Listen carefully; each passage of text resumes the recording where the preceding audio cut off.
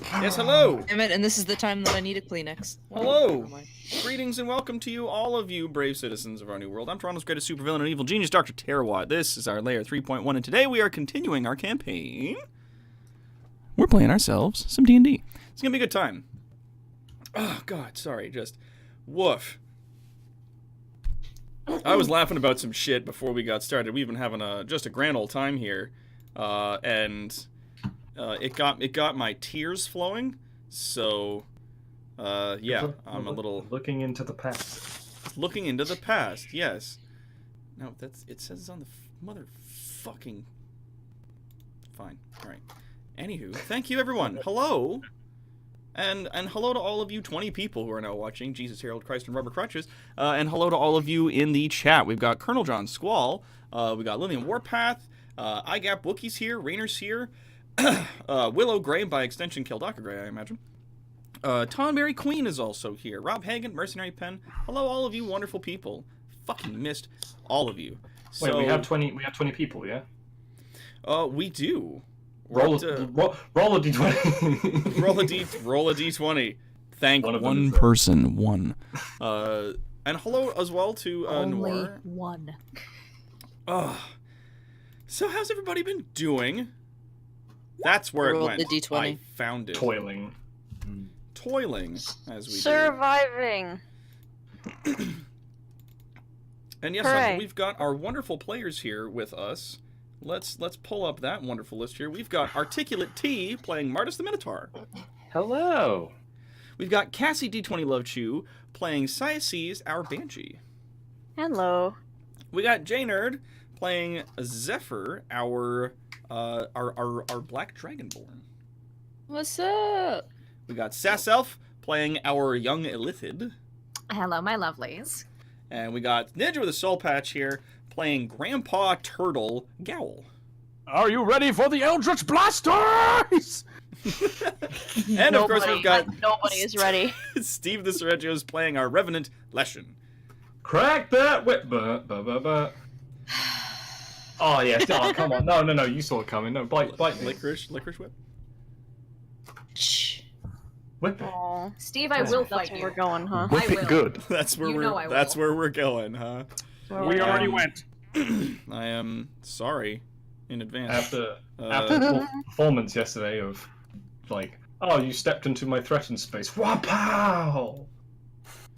Yeah, no, we had a fucking great fight yesterday. Yesterday? Last week? Last week. Yesterday for Last people who are session. binge watching this. What really is time? I don't know, Adam, you tell us. I have no idea. You know I don't know the answer to that. Einstein is a myth. So shall we do a recap for our lovely yes. people Yes. who possibly missed last week? For those of you who have missed last week's wonderful adventure, what in effect happened? Oh shit, we got ourselves a little thing here. Esteban has donated a bunch of money so that I have to sing at the end of this stream. You fucker. Oh, yeah. All right, sweet. Hey. Esteban, yeah. I will Better have say to. you're welcome in the chat. You better say it. You better say it. We'll look it up. We'll talk about it in the van. In the van. All right, cool. Neat. So now I have to do that later. That's cool. And I'm not there to help you out with this one. You are not here to help me out this time. It's gonna be pretty rough. All right. Sorry, I'm just adjusting something here. Trying to fix something for you guys. I have had my hands full today, trying to figure out how and to whom I am going to be selling my my magic cards. Because I got a whole big fucking pile of them, and boy, I need to get rid of them because Daddy needs a new computer. Do you have Pot of Greed, which allows me to draw 2 cards from my... Wrong damn. system, Steve. God. Worst case scenario, I'm pretty sure ANC Games will give you cash for those. We will see, because Very worst case. Yeah, Yeah? like ANC Games does do trading. There's a couple of places that I was recommended. Ace of Blades came over and did a quick appraisal and was like, yeah, there's about $2,300 worth of cards, just the rare ones, not the others, and so we separated those, and I was like, neat, if I can find someone to just buy those in bulk, like, just take them all, I'll give them a deal for the pile, but... Hey, Doc, you apparently said the secret word because now everyone's freaking out. Oh yeah, no. Everyone's freaking out in the chat because I said the secret word, and the secret word Is daddy. I'm triggered. triggered. Show of hands, chat. Who wants to fuck the skeleton? Come on, boys. Get him up there. What exactly is the donut curse? What is the donut curse? That Soul last patch. week? Nope. Oh, that's Soul something I patch. don't- You mean you do not know? I do not know. Do I not want to know about the donut curse? Yeah, you probably don't. No. You don't. Okay. It's not relevant. Not now. Okay. Not now, Later. not today. Not Talk now. about it in the van. So, Okay. when last we left our heroes, you guys were speaking to the king in the throne room. They had just given you your first task, sort of as a test, as a trial run, more or less. They went through to each and every one of you and gave out to you a job, more or less. They sent you off to deal with the orcs that had started raiding within the kingdom. These are orcs that were supposed to be living here peacefully, who have chosen to cast aside the king's rule and had become dangerous. In response, you guys went and spoke with them and managed to talk them into an honor duel in the arena, which stands in the center of the kingdom that had long since been unused. It was there, but it seems nobody really remembers it being used, and the folks that do say it was a really long time ago. So, challenged to an honor duel, everybody went back to town and drummed up as much hype as they could for the fight that was about to happen. Because if you guys could beat these raiders, then it would break their spirit and put them back in line with the law of the kingdom. Especially if we did it on stage. Which it was. Things went relatively well. Marcus, for all of his strength, bull charged into a guy and did a huge amount of damage, and then that guy got a critical strike and bodied him. So that did not go well, but it did roll forward into an eventual victory by the party. Everybody fought very well, and surprisingly enough, just before the fight began, the king himself arrived.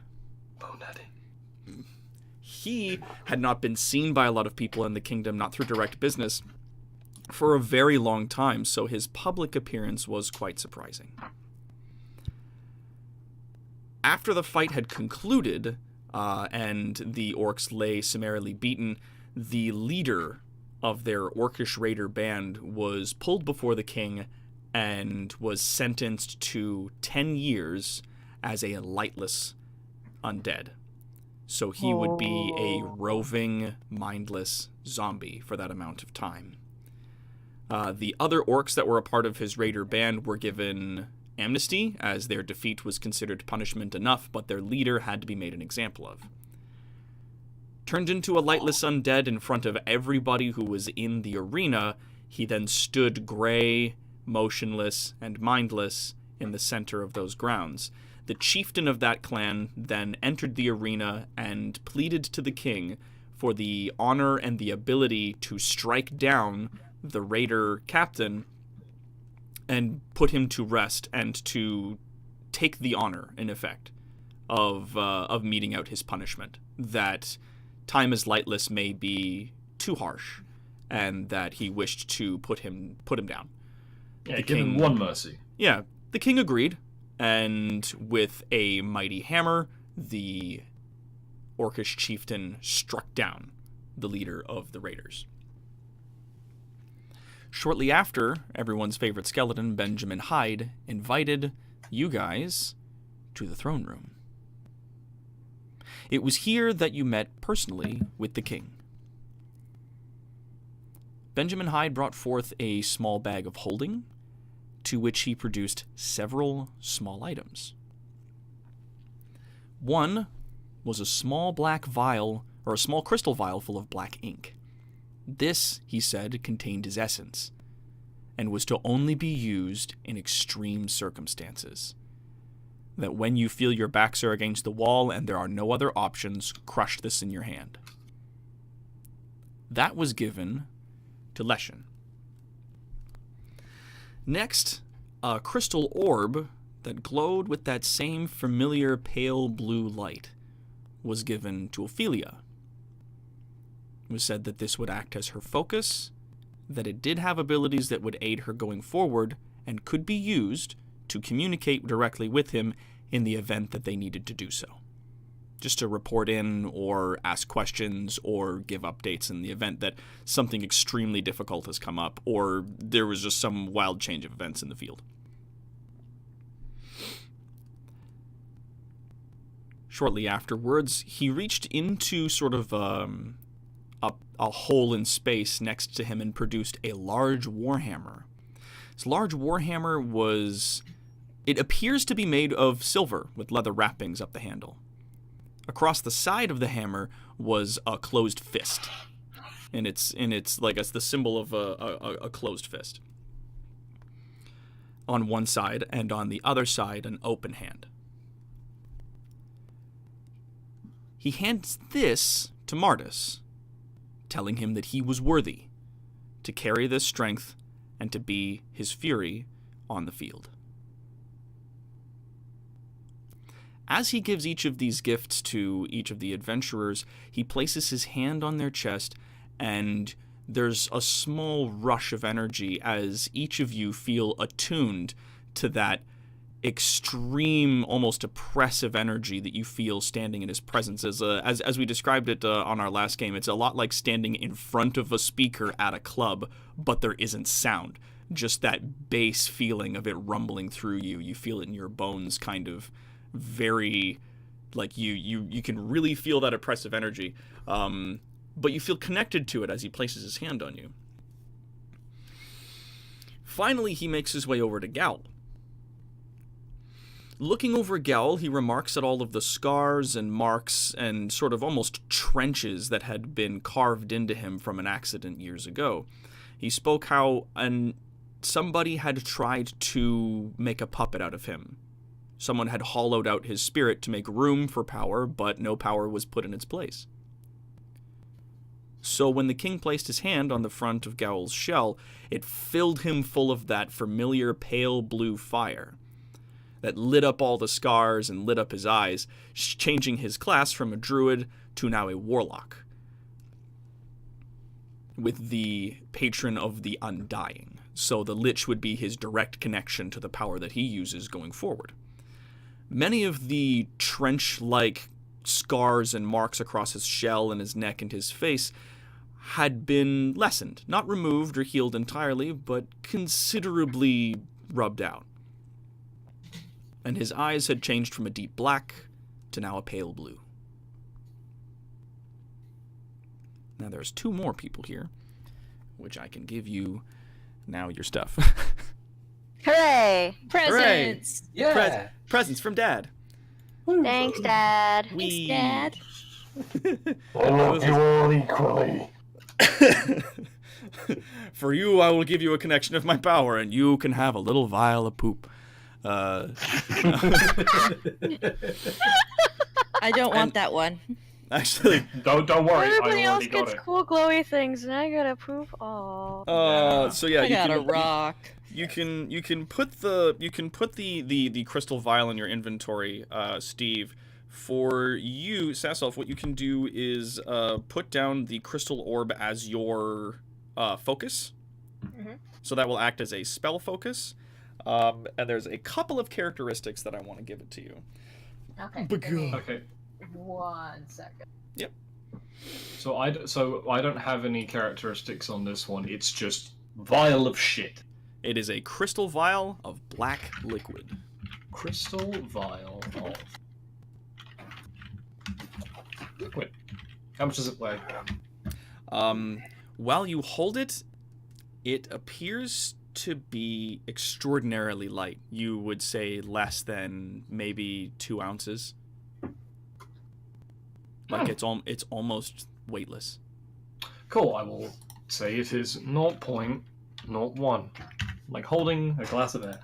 Okay, I'm Almost. ready. Okay, yeah. So so it is a crystal focus, like a crystal ball. Yeah. As a focus, and there are some things that I'm going to reveal to you about it at a later time. But for now, it has a feature to it called gleaming, which means this item never gets dirty. Okay. Oh. Oh, nice. Shiny! Is that it for now? That's That not the is song it for to now. sing. Okay. There's a handful of other things that I'm sort of balancing out that will be a later thing, but for now it is your spell focus, and it has the ability that when you sit down, you can perform the ritual spell Scry. But when you do so, it simply connects you to the king. Okay. So it would be a direct call, in effect. It's like Wow, it's you like, got the king on speed dial. It's like Earthbound. Oh, It's like yeah. I'm gonna call home. I'm gonna call Mum when I'm feeling homesick. Like, Dad, I'm out of town and I don't know anyone here. People here are mean. Just eat their brains. Just eat their brains, why don't you? But they're meanie bo beanies. Alright, so the hammer that he gives over to Mardus, Artie, this is a warhammer, though it instead of doing 1d8 of bludgeoning, it does 1d12. Oh. A 1d12 one-handed Dang. warhammer. Sick. It is a two-handed warhammer. Ah. Oh. Okay. Doesn't a Still warhammer rad. already do 1d12? It does just a d8, Oh. Huh. right? Warhammer's usually like one-handed. You're thinking of a maul, which usually does 2d6, I think. But Right. That's the splitting one. hairs. It's That's fine. the one. It is It's in a fact a maul. maul. It is in fact a maul. It is a heavy two-handed mace that does 2d6 damage. My apologies. That's all right. That's okay. All right. Now it also has the gleaming quality, as this item never gets dirty. Nice. You can also write in here that this has the unbreakable quality, in that it is a weapon that cannot be sundered. Nice. And It's made as of the Vantablack. Looks as cool. the as the king hands it over to you, it seems strange because this does because of your lineage and your upbringing in human lands, this does look an awful lot like a paladin's weapon. And it is strange that an archlich has this in his hoard. Mm. Oh. Ooh. I keep my paladin weapon boy. where I keep my Ooh. Coming down with a case of the vapors. This is a deep pain. And Okay. he says, over time, as you use this, it will attune to you. Give Okay. it time, it has some growing pains, it's going through puberty. Okay. Now, you can also write down that when you are doing saving throws against fear, you have advantage. Yo! Yo. That's great. Am I gonna jar Vantablack? I'm upset. A vial of Vantablack. Now, the crystal orb, Sasself, that Mhm. Ophelia has is known as the King's Eye. King's Eye. Yes. That's a cool name.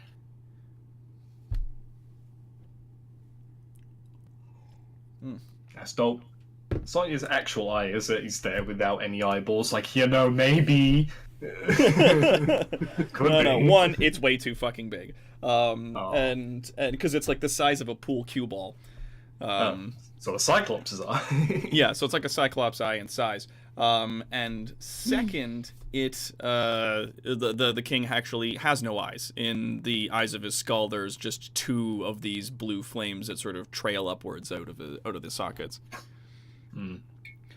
The hammer that you have. I had the name for it here. I'm just trying to find it. Oh, I want to hear this World of Warcraft ass name. Come on. The Great Ward. The dust provider. It's just you get a lot of dust.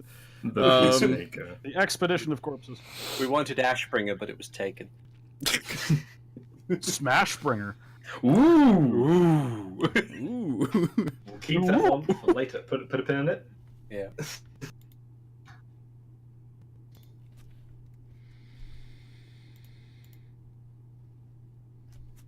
Waiting on bated breath for this thing's name. Sorry. There it is. This is known as Dawn's Courage. Dawn's Courage. Awesome name. Thank you. All right. Now the king turns to Zephyr, who is standing there. And he doesn't seem to regard you as closely, but he does sort of tilt his head as he looks at you. In your time here, in the arena and in our kingdom, how do you feel about returning to the surface? How do I feel? Nervous, I guess. He nods slowly.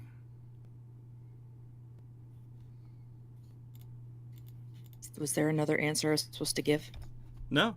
Once again, he reaches into the space that's next to him.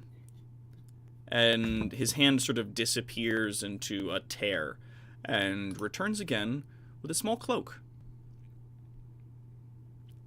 He hands the black cloak over to you. I accept it. It is a cloak of Featherfall.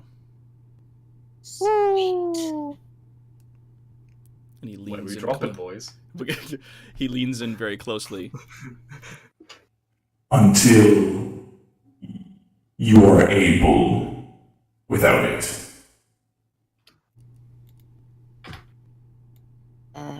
Thank you. He nods. And then at last, he comes to our Banshee friend, Siaces, standing at the end of the group here. Siaces kind of bows her head a little bit, kind of sheepishly. You have no need to avert your eyes to me, my child. As you wish, my lord. In the coming days, I will have use of you specifically. Me? Yes. Your talents, your skills will be put to the test on your first mission. I shall do my best. He nods and smiles as much as you can imagine a skeleton does. And from a pocket in his robes produces what appears to be like a small crystal fork. It has only 2 prongs on the end. Huh. It is like a Makes tuning spaghetti fork. taste like dead people. It allows the Who's dead this to to eat the living? This is how ghosts eat. Do you think it's cool? I think it's the coolest thing.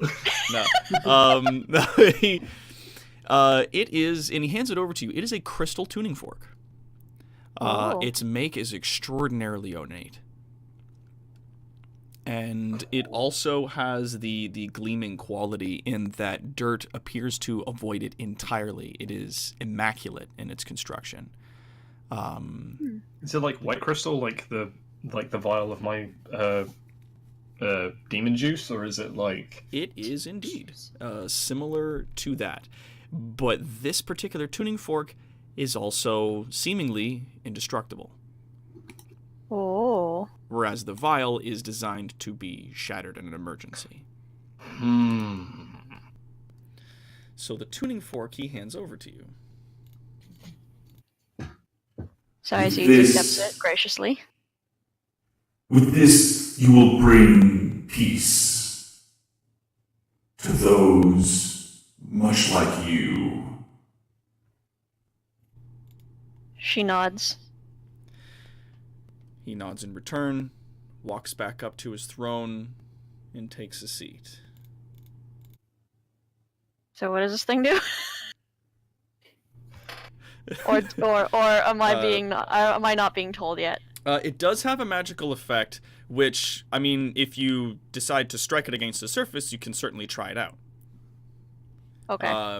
But on its own, it appears to just be a crystal tuning fork. And what he said is that it will bring peace to people when used. Okay. So he returns, he walks up and he returns to his throne. For your initial mission, I am sending you to the surface. Beyond the monstrous wastes, beyond the forests, just on the edge of the woods to the south, there was a village. Its name has been lost. Its people were slaughtered by the Empire. They chose not to follow the same gods of light that they had chosen. And for this, the Empire gave them a new gift. Death. Their spirits now roam aimless, angry, fractured, and broken. I ask that you make your way there and put them to rest. But you will also extend an invitation to them. Any of the spirits there who wish to come live in Autometh may do so.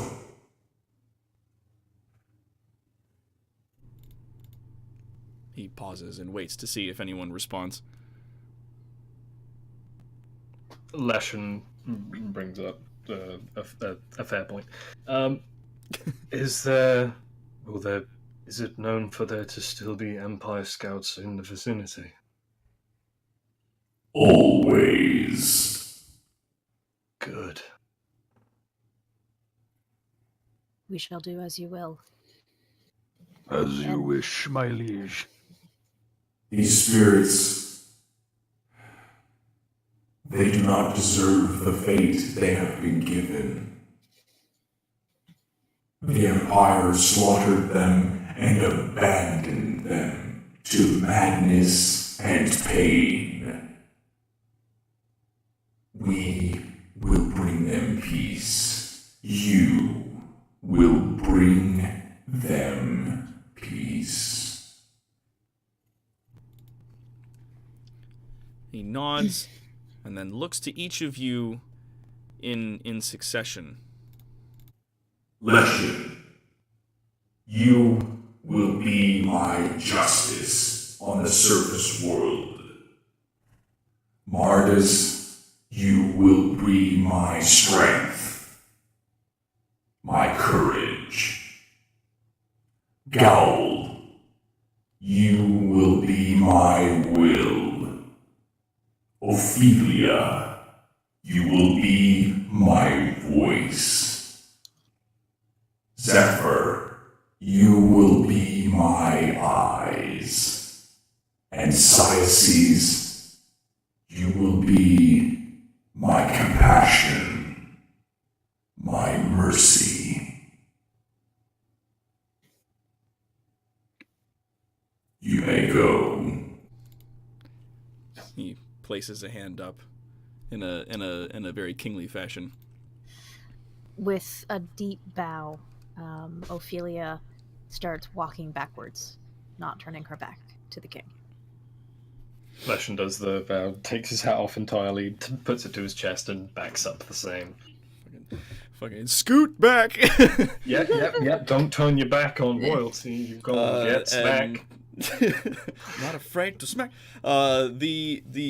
So Benjamin Hyde, who was there with you, also bows and backs out with you. After about, I'm gonna say about like 50 feet or so, he like turns and walks the rest of the way out. As backing the entire way might be a bit strange, but he does. If anybody else is still backing at that point, he'll sort of gesture that you can follow him. And as he gets outside the door, there are a series of other people who are waiting for you, other servants and attendants to the king, who some of you will notice are in fact undead. Most of them are skeletons in graveguard. One of them is a ghost. They are all holding chests. And Benjamin there is with you. He's just like, that was wonderful. Excellent. So you have been given your first mission. Oh, that's so exciting. You get to go back to the surface. Oh, I've never been there. I wonder how it is. Okay, so, excellent. All right. And he sort of shuffles over to the boxes. The boxes are summarily open. Inside, everybody finds, for each of you, 100 gold pieces. Nice. Yes. Yay. Ding! Money! You guys can add to each of you 100 gold pieces. And he turns to you and says, excellent. So you may use these funds from the king to procure any traveling sort of preserves or what does the living do? Eat? Food? Travel? Food? Yes, that sort of thing. While you're on the surface. For those of you that eat, and he sort of gives a sidelong glance to Leshen. However it is that you need to go, any traveling supplies or things that you may need while you're on the surface can be obtained probably in the troll markets and other such places.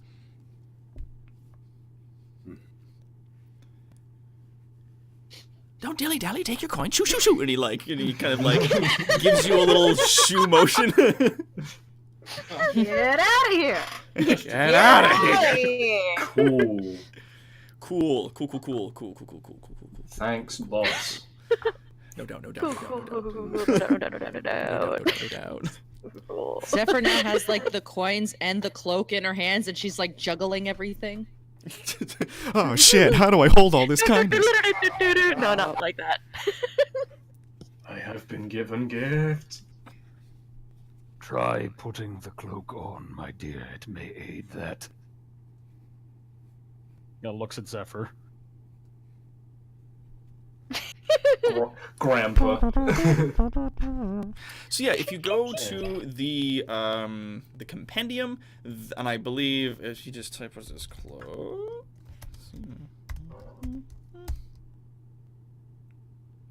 Cloak. Yeah, there you go. There's all kinds of stuff. You just say it's a cloak with the Featherfall quality. Once a day, you can use Featherfall with the cloak, and it recharges at dawn. So Ophelia is going to take her money, and before going anywhere else, is going to go back to her tower. Sweet. I'm gonna go to one of with my urban bounty hunter knowledge. I'm gonna go to one of the fences in town because I have no doubt there's at least one.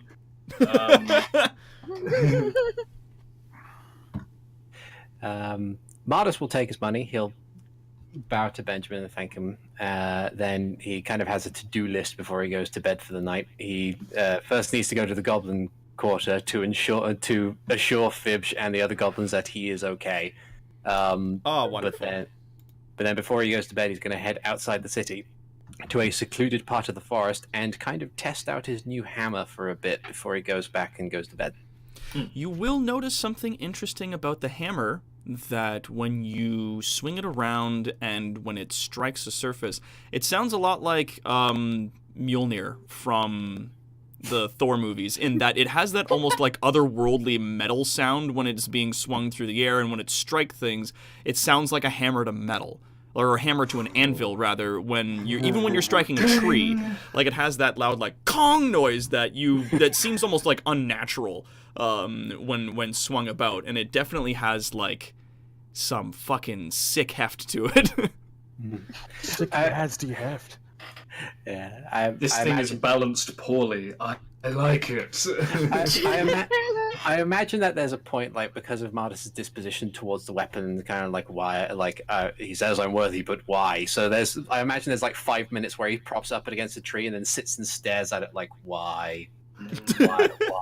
Like with the Gendo sort of interlaced fingers thing, it's like, why? It can't speak back to you, buddy. Not yet. Not yet. Oh god. I can't wait for it to beetle when it wakes up. Oh! Thank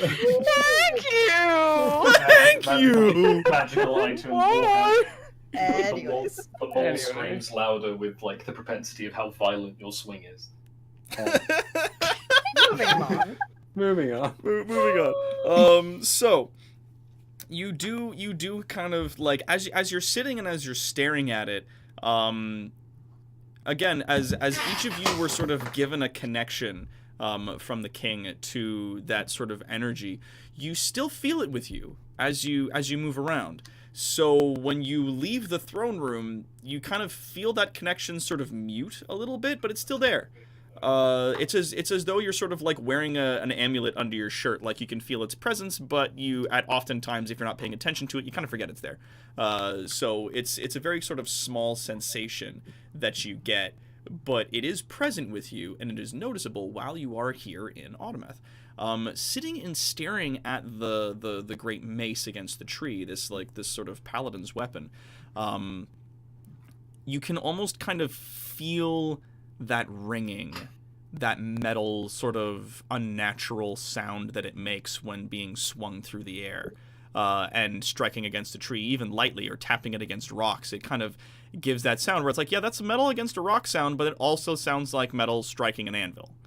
It's got that almost unnatural feel. And the more you use it, the easier it seems to feel to be used. And the more assured you feel of it, at least of the hammer itself. So it's like, yeah, this is a good fucking hammer. As you're sort of playing around with it in the woods. Nice. But yeah, so I'm gonna say that we're gonna do like the market thing the next morning. So what does everybody do in the evening? Martis, is there anything else you do with the hammer before you cash in for the night? That's a good question. Considering circumstances, I don't think he'd be aware of that other aspect of his character yet. So I think he'll just like swing it about a bit, test its weight, practice like katas with it as much as one can with a hammer, and then just kind of like, I guess I've got this now, and then just goes back into the city and finds his usual spot that he sleeps in. Cool. Also, I got a little picture of Fibge. Oh my god, it's adorable! Where is he? Right? Oh, Wait, why can't I see it's him? Fibge! God has entered the server. Oh, the baby. He's so... I went out and got a picture of Fibge. So God has entered the server. that's little friend Fibge, and he's So as you head into the goblin quarter to go to sleep, Fibge meets you there, and is very excited. He is again having a time you think perhaps losing at a game, that weird board game that they were playing. Mishmash. Where it seems like it's a bunch of checkers and chess pieces and other junk that has sort of been put on a board, and they're making rules up as they go along. So he's playing a little game of Mishmash with a fella, and as you're walking, he goes, "Oh, Martis!"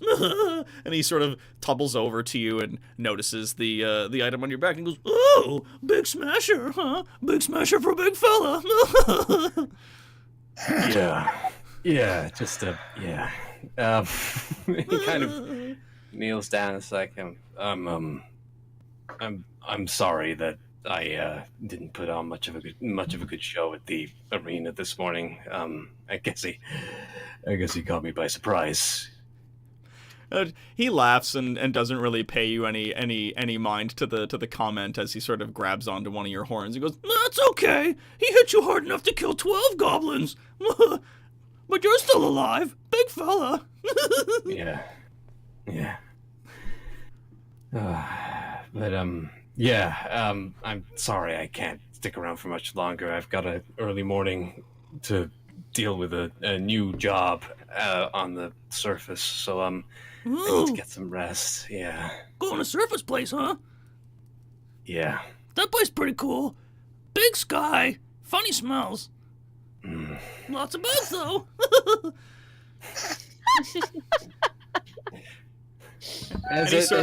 And he like sits on top of your horns for a little bit until you head inside, and then he like pats you on the nose and then trots off to go sleep, I imagine.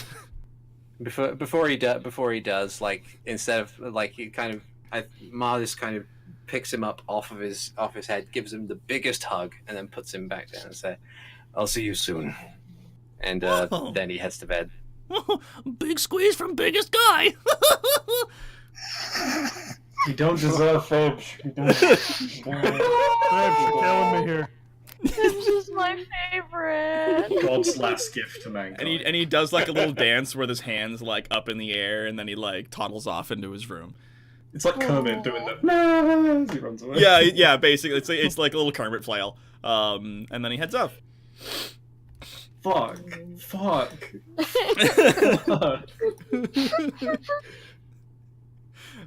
Okay, cool. So, I want to learn how to play Mishmash. Oh fuck, that'll be a good time. So, Ophelia, you head back to the tower where your siblings are being kept. Yes. And what do you get up to for the rest of the evening before you head to bed? Well, firstly, she's going to go and try and find her sister. Oh, you find her sort of in the evening, sort of not necessarily tucking in all the other siblings just yet, but they're in the process of being sort of shooed to bed, and they're going through the process of, you know, brushing their tentacles and whatnot. Sure. Okay. Yeah. So yeah, you meet her. She stands there, and she's very happy to see you. She runs up and gives you a big hug. What have I told you about showing physical affection in front of others? Oh, I'm sorry.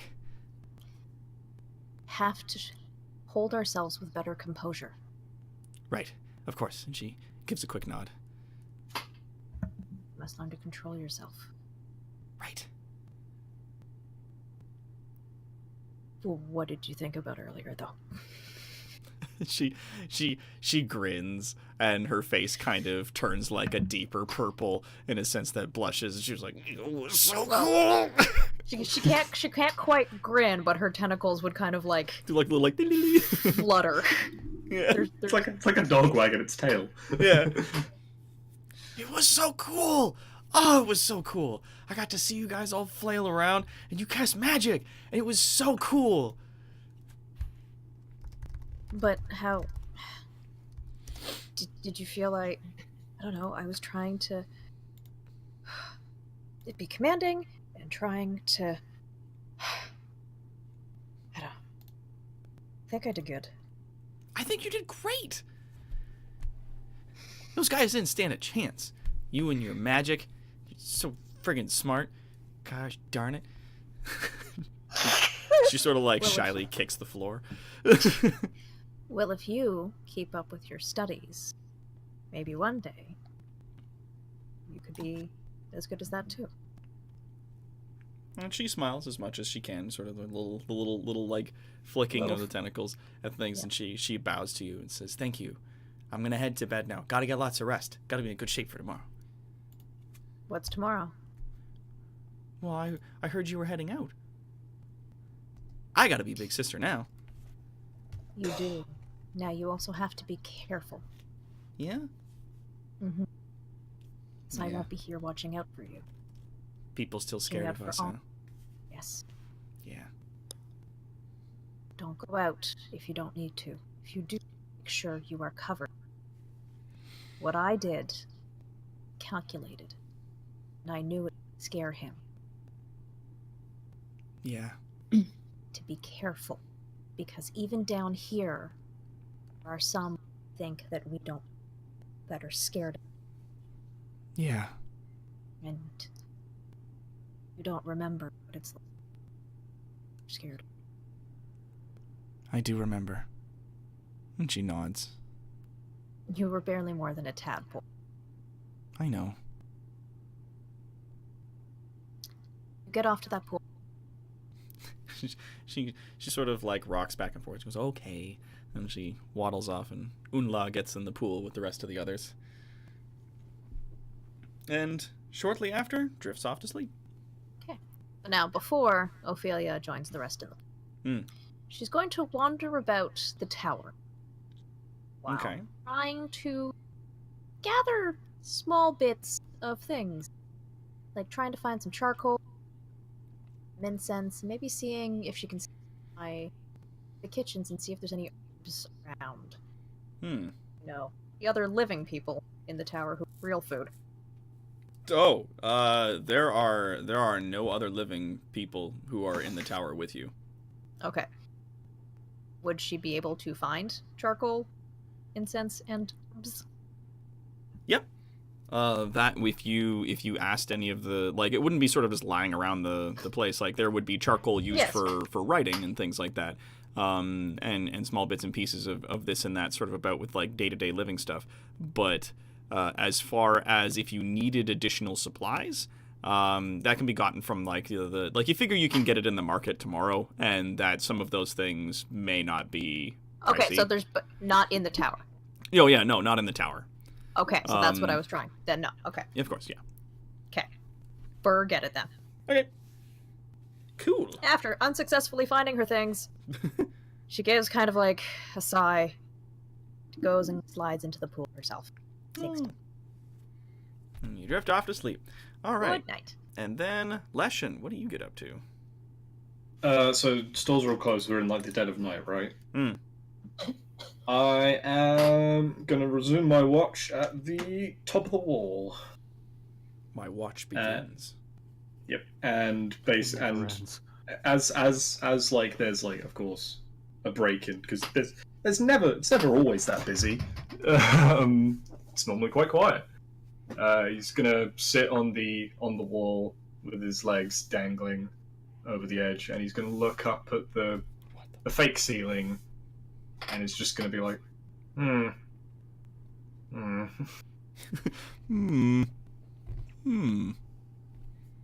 The surface. Oh, hello there. Sick.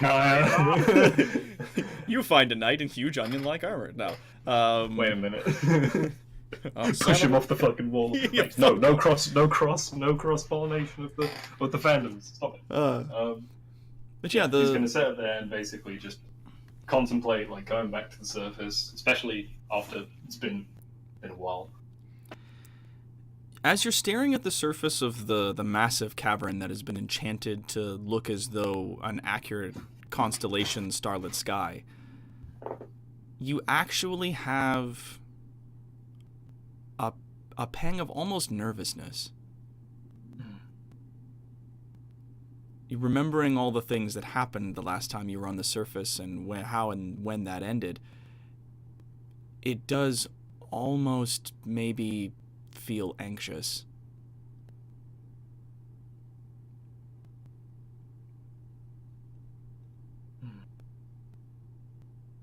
It's remembering what the Black King said about a village that was just razed indiscriminately, and he's just like,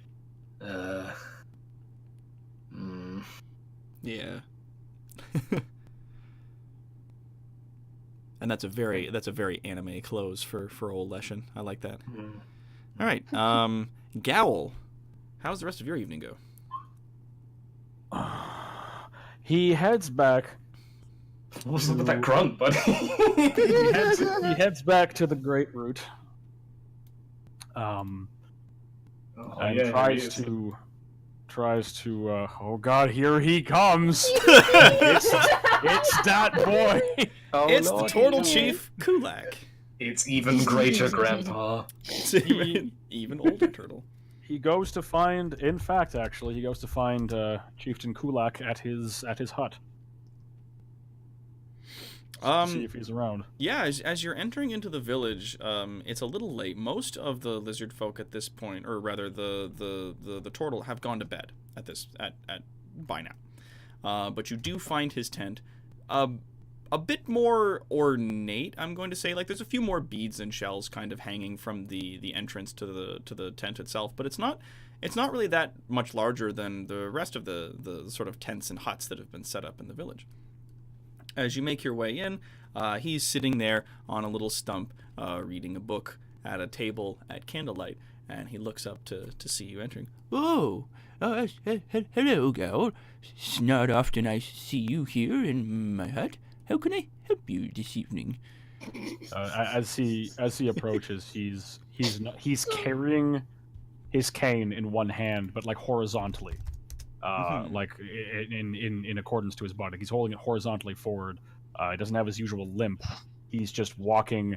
He sort of has this wobble in his step, though, like not a limp. It almost looks like he's almost like he's trying to understand how to walk. And he sort of approaches and in Aquin says, "Do you have a moment?" He nods and smiles and sort of gets up slowly, waddles over, grabs another stump, and drags it over next to the stump that he was sitting on, and he lightly pats it and sits back down where he was sitting. He takes his seat and just kind of puts his cane in his lap, and he does this entire conversation in Aquin for reference. Okay. I've been to see the king, old man. Ooh, that's very exciting. Not many get to go see the king these days, though it was quite interesting to see everybody at the match earlier this afternoon. Yes, the arena. It was a long time since I've let loose the vines in such a manner. Indeed. It was nice to see you, though, communing with nature in such a fashion. That is what I am here to speak to you of. Oh? Kulak, there has been a change. Something that I would seek your wisdom and guidance upon. He squints at you and leans in a little bit closer and squints he opens again his eyes wider with his old eyes, and he kind of looks you over, looking over the scars and marks that have been lessened and reduced, and he goes, "Oh, it seems that the king has made some adjustments to you." Some adjustments. He holds up one of his claws, and there's this like greenish purple crackling between like the four of his fingers. It sort of like briefly makes almost like a ball of eldritch power, and then sort of just fizzles out in his hand. And he kind of like flicks his wrist a few times and like looks at it strangely.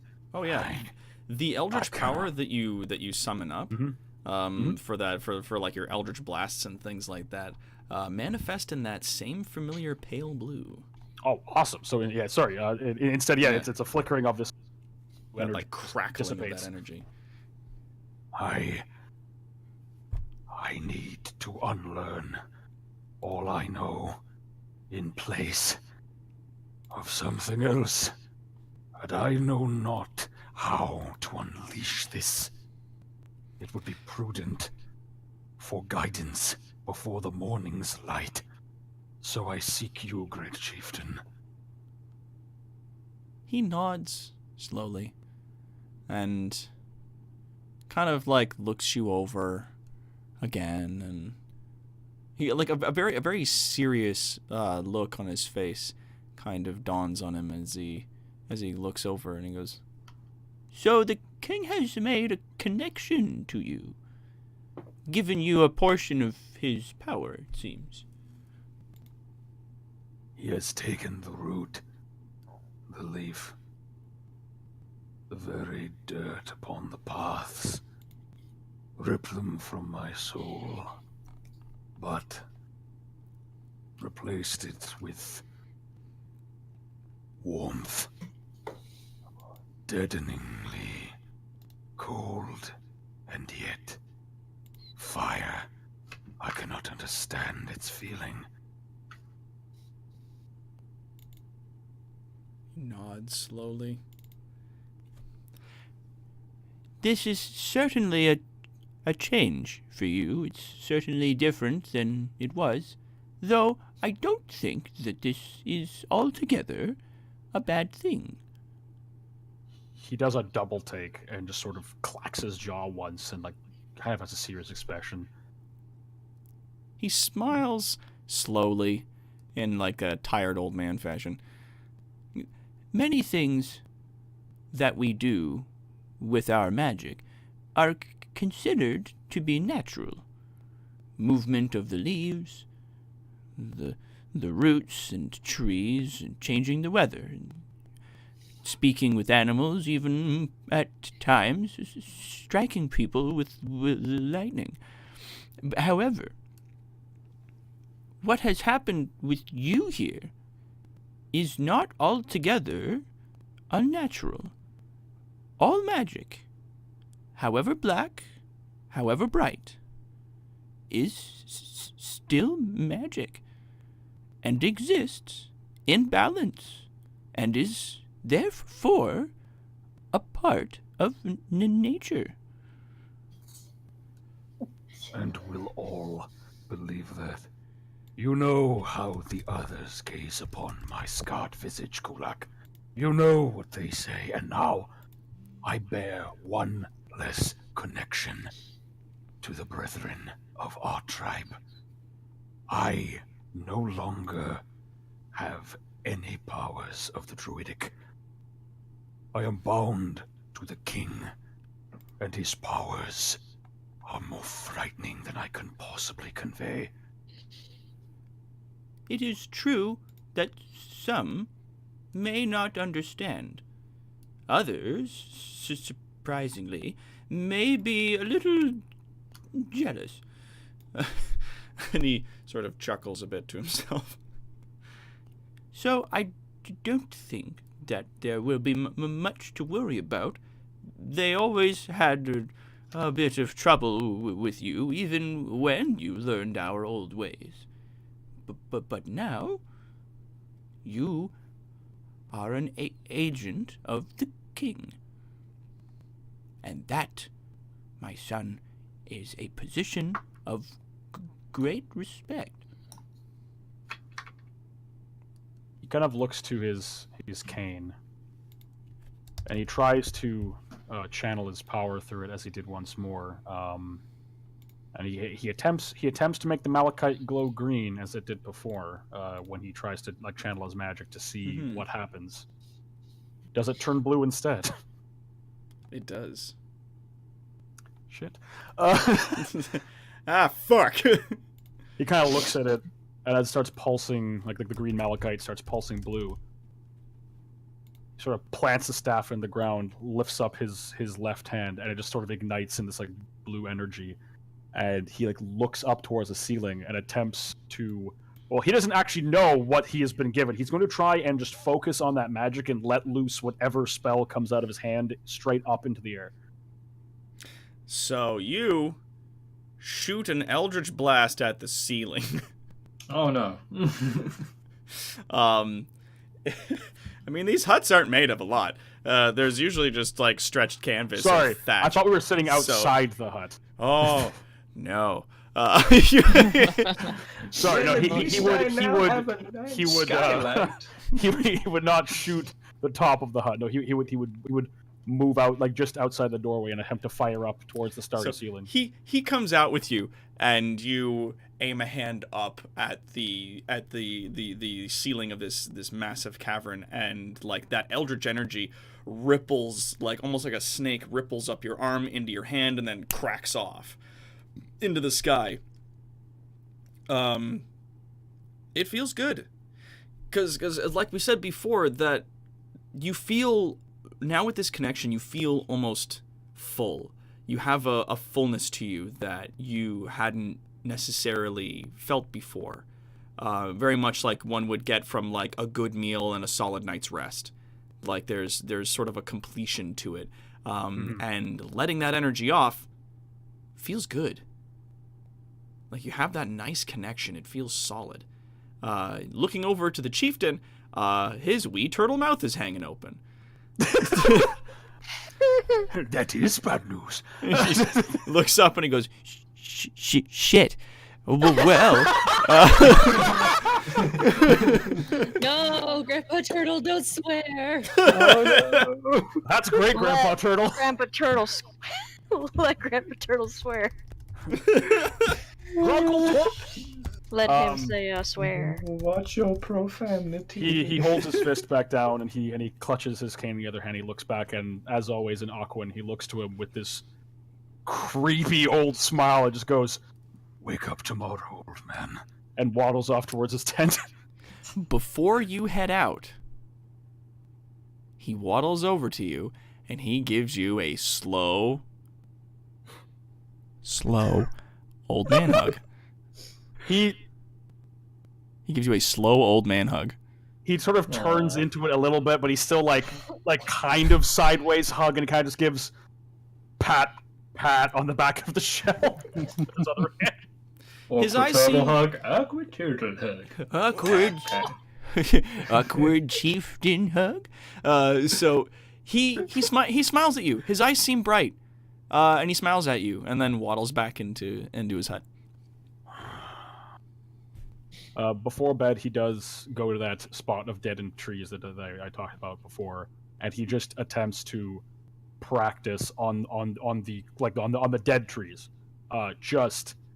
Just having a blue flaming fireworks party, just blasting tree trunk. So just blasting trunk. Just blasting trunk. In an attempt to understand what the fuck he's casting. Yeah. So you can I make an Arcana check actually to see what the hell I'm actually doing? Well, I mean, yeah. It comes off like basically like a bright pale blue Ghostbusters stream. Like that's the kind of energy that comes off. That's a nat 1. I have no idea. That's a nat 1. It's magic. You're And that's basically it. Like as you practice for the rest of the evening, like it feels good. And using that does not diminish you. It seems that whatever source that this power draws from has not limitless, but like much more than you could use. The same as like you would know that an ocean has a limit, but more than you could ever drink. Could I postulate that it is indeed a cantrip? Yeah. Okay. Yeah, you get a feel and an understanding for each of your abilities sort of through the night, as you practice before you go to sleep. Like you get used to it, and it's like the magic that you're using, you don't have to learn the same way. It just comes to you now. It feels natural to you. All right, and then he'll head to bed. And everyone else can do their things. And that is evening. So, Zephyr, do you head back to your temple? I do. Sweet. So as you head back, as per the usual, because it's quite late and your adoptive mother worries on you. Boop. There we go. Oh, lizard mom. So the matriarch of the lizard folk that live in this temple, Getkik, she sees you as you're making your way up the path towards the building, and she smiles as she stands up and trots over to you and makes a lot of sort of cooing and strange lizard folk noises that sound very akin to raptors as she kind of trots over and sort of bumps her nose against yours. How was your day? I saw your fight. That was amazing. Oh, was it? Thank you. I met the king. That's a good thing, right? Her eyes open wide. She goes, "You met the king." I did. Why are we whispering? That's amazing. That's just, I mean, it's strange, but exciting. It's wonderful. Yeah. Well, what do you say? Well, we have a mission, and he gave me this cloak, and I am his eyes, and I get to go back up to the surface. She has a mixed reaction. She sort of nods, and you see her put on a smile, but it does not seem genuine. Yeah. I'm not looking forward to that last one, I'll be honest. I mean, it's a dangerous place up there. I mean, we could always go talk to the king and maybe find other work for you that's not up there, where it's dangerous. No, it's fine. I knew something like this would have bound to have happened anyway. Guess it's time to do that. And she nods. And it's true, every process of healing involves pain of some kind. And it will be difficult for you to return to the surface, but I'm proud of you for being as courageous as you have been. You were so swift in that arena, so quick. Very proud of you. Thank you. You've taught me so much. I have to thank you for some of it. And she giggles and sort of squeams a little bit. She goes, well, you know, lady gets around. Yeah. I'm pretty tired, so if it's okay, I kind of want to get some sleep before leaving and such. Of course. The others are still asleep. You can head in. Your bed's been made. And she follows you in and like tucks you into bed if you let her.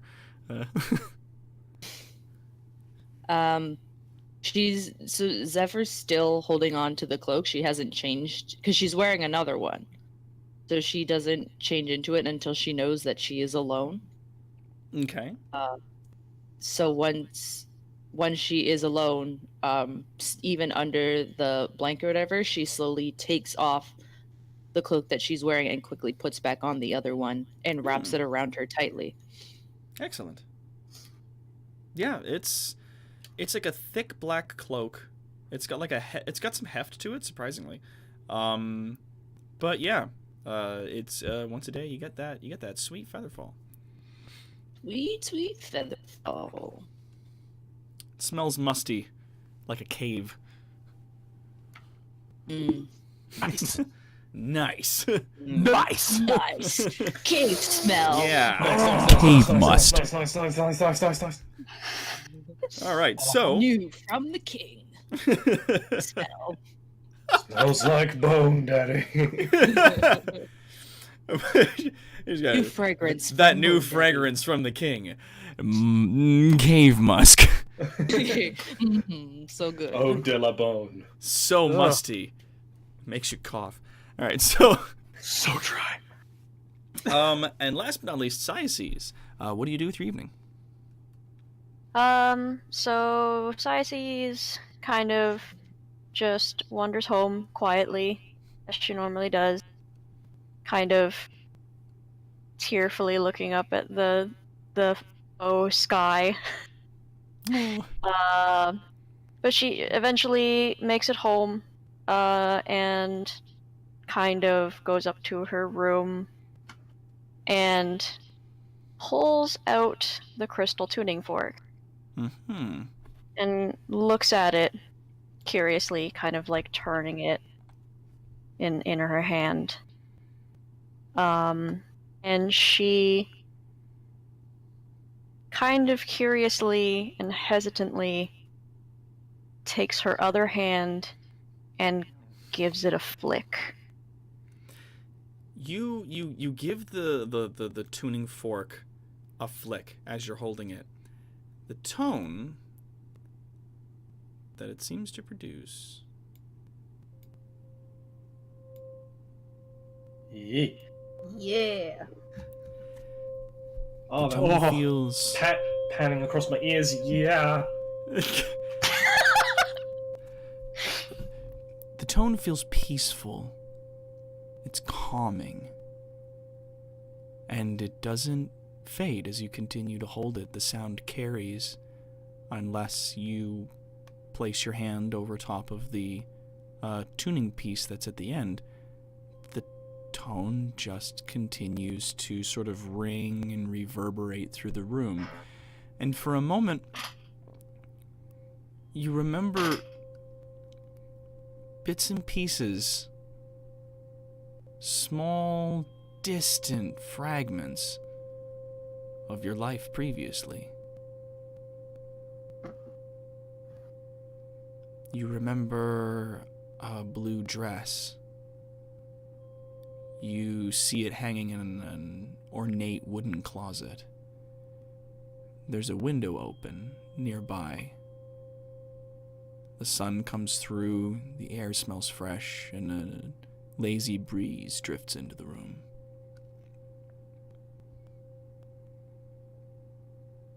It feels good.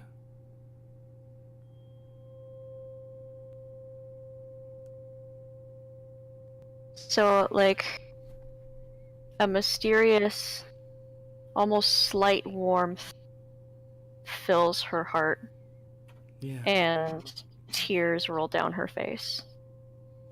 Oh. And she kind of gently silences the fork and puts it away. Yeah, as you reach your hand up and you, like, because the tuning fork, the end of it, the two prongs that are there are quite short, and the handle's quite long. It almost, like, unless someone told you it was a tuning fork, it almost wouldn't look like one. And as you place your fingers over the end of it, the sound is silenced almost immediately, and remains silenced as you pull your fingers back.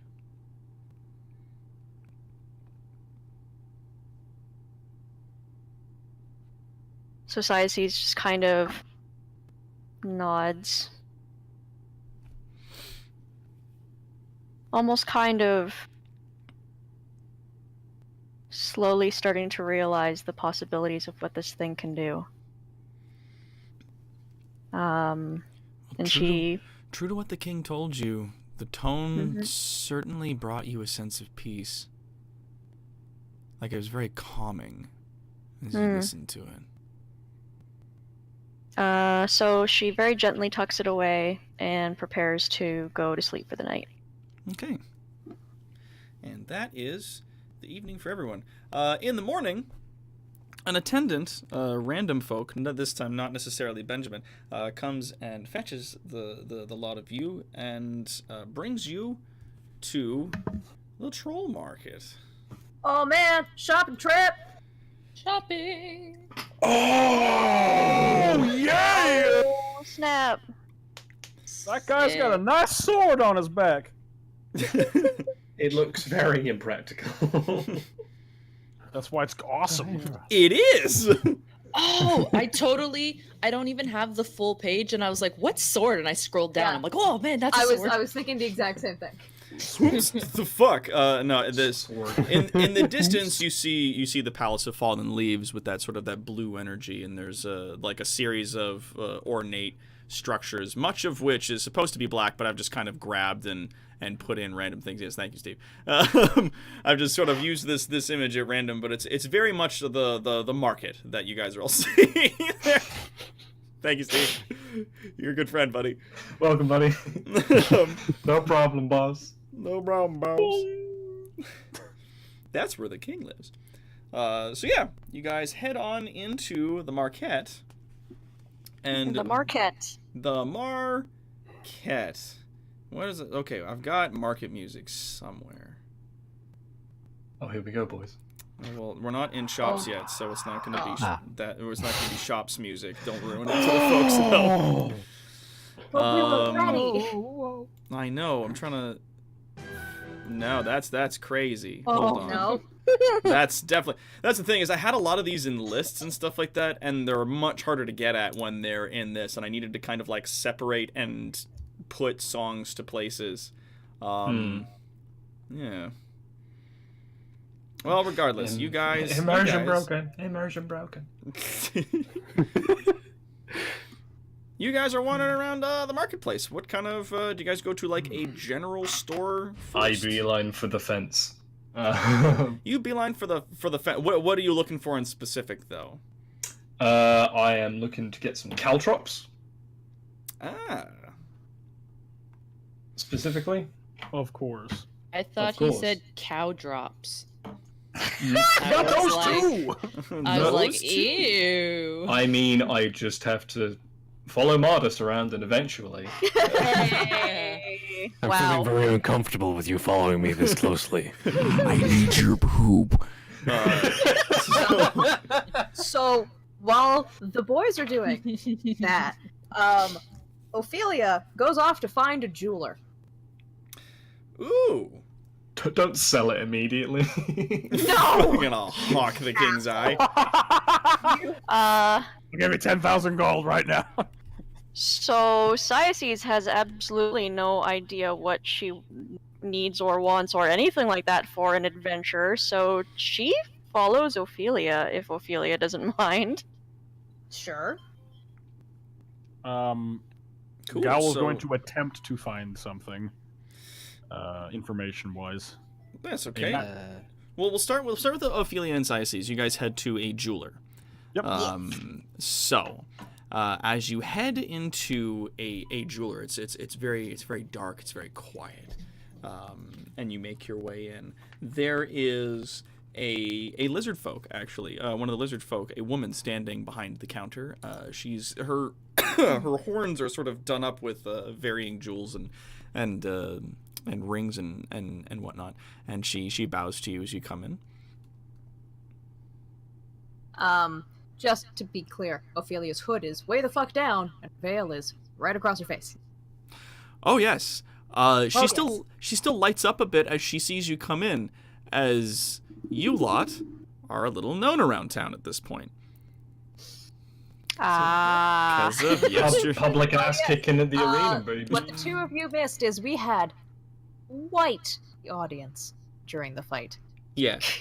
Huge amounts of people there. So the That's exciting. as you come in, she sort of lights up a bit. And she smiles and respectfully bows to you and goes, "Excellent. Yes. How may I help you?" My dear, I am looking for a large diamond. Her brow furrows a little bit. Diamond. Ooh, yes. How large are we talking?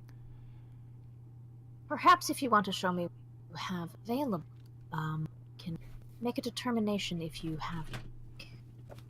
Oh yes, she pulls out like a large box full of different gems and things, and That's a prime setup for a robbery, that is. Just show me what you have. show me what you got. Show me what you got. Well, I can't grab 6 things, one for each of my tentacles. It just leans down over the box. Fucking scoops up all the gems and runs out the door. Run, Sizes, run. Yeah, Turns to her quickly, a bunch of jewels in her mouth. Just scatter. Not happening. But anyways, continuing the actual scene. Yes. She brings out like a tray with a varying assortment of different diamonds. She goes, "Now, is this for personal use or is this for magic?" This would be most certainly as a compliment for your spell. Well, you're breaking up a little bit there every now and then. This would most certainly be for your spell. Spells. Oh, for spells. Okay. So we're looking for a diamond that's about how good of a cut do you need for the spell? I'm not familiar with magic that much myself. The cut needs to be reflective enough so as to catch the light, refract it quite brilliantly, but it does not need to be exquisite. Okay. Add a character. What's the GP on this puppy? Yeah. We're What's looking, we're looking for 50 gold. Looking for 50 gold. 50 GP Diamondo. Ah, yes. So she kind of goes through the things that she has, and she goes, yes, quite. Okay, so I think I have just what you need. And she takes one of the gems, and it fits in your palm, and it's smooth on the outside. So it's not in like a hard cut diamond shape. It's very smooth. It seems to have been sort of like sanded down, and any of the impurities on the outside were removed, but the full body of the diamond was kept. And she places that on the table there, and she goes, "That we have for exactly 50 gold pieces." Ophelia picks it up and kind of gently touches it. I'm just kind of running her hands on the smooth surface, and just kind of can see her veil flicker just a little bit, almost in amusement. She's like, "Do you have kind of a penchant for smooth? Harsh edges just don't. They don't sit with." Okay, so it seems like my apologies. Real quick, Yeah. I'm gonna do something with you because your mic is just not picking you up right now. Okay, because it's funny because I'm directly in front of it. Oh yeah, and when you're speaking, it's fine. But if you speak a little bit softly, the mic just starts cutting out because you're under a certain volume register. Right. So what I want you to do, if you can, the little gear that opens up your user settings. Yep. Go down to voice and video.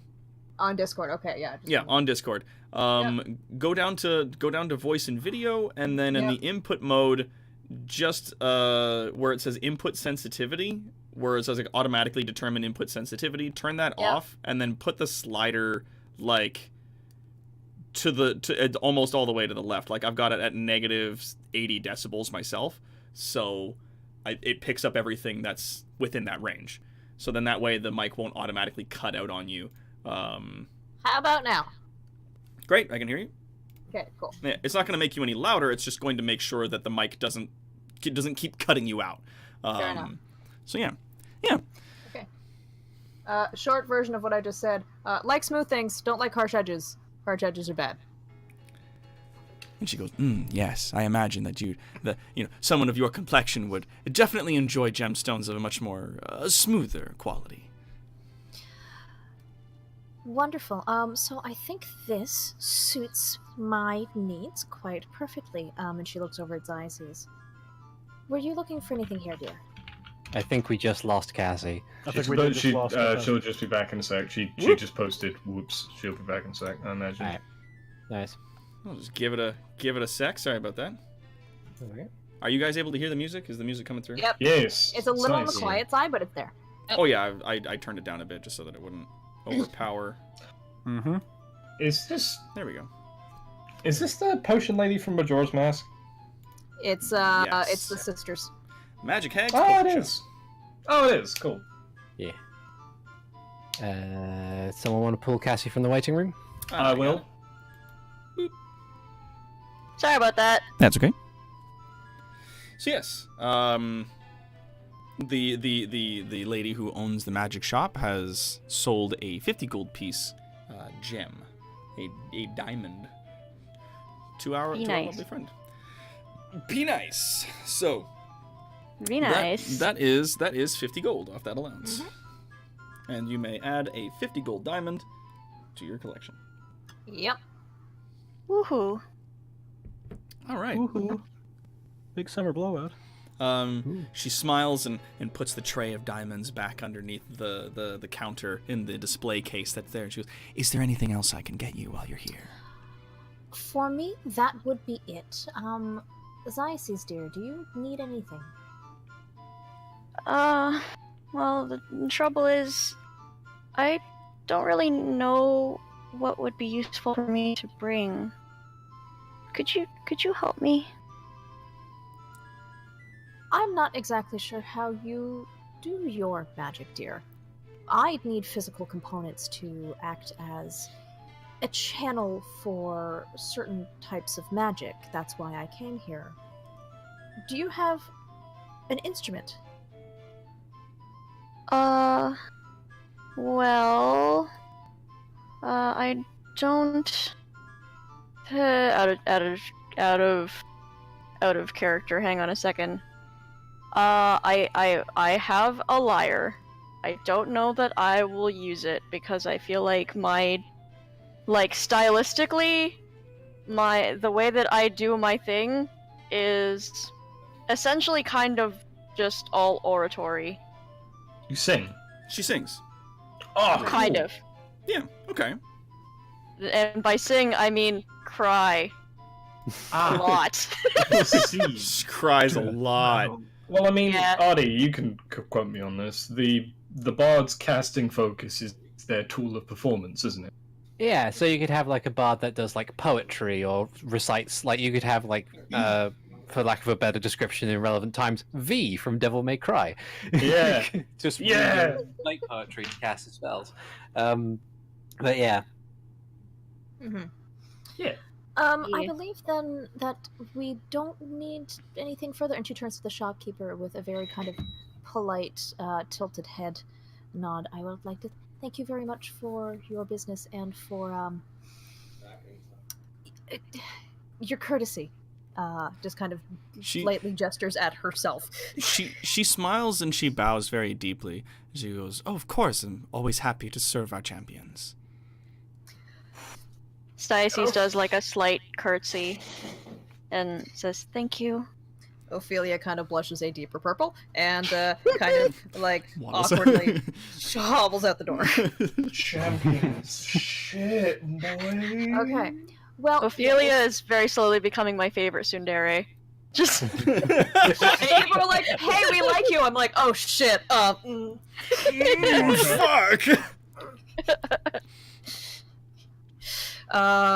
Well, if you feel we need actual supplies, perhaps we should go check a more general vendor then.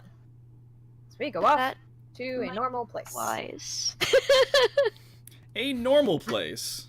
A normal place. Awesome. So as you're asking around town for like, you know, your very typical like place to find like adventuring supplies, more or less. Some say that in the market there is no finer place to find traveling supplies for you and the rest of your party than Goobers.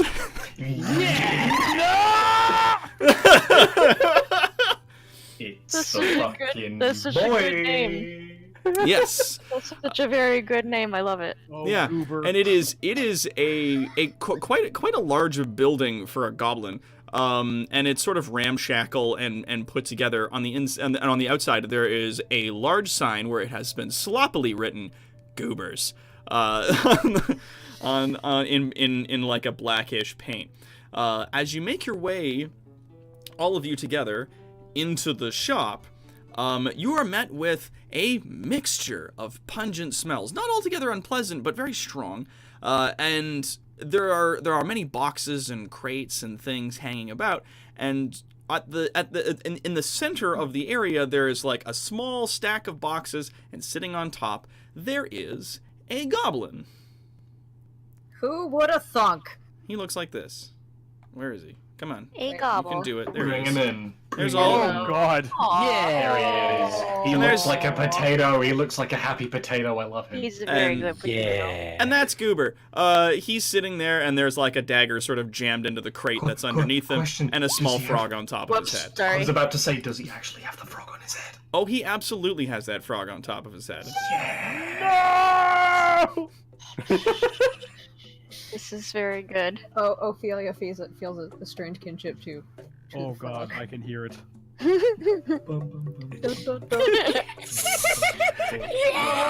Sorry. Are we all here, or is it just Ophelia and Sisi?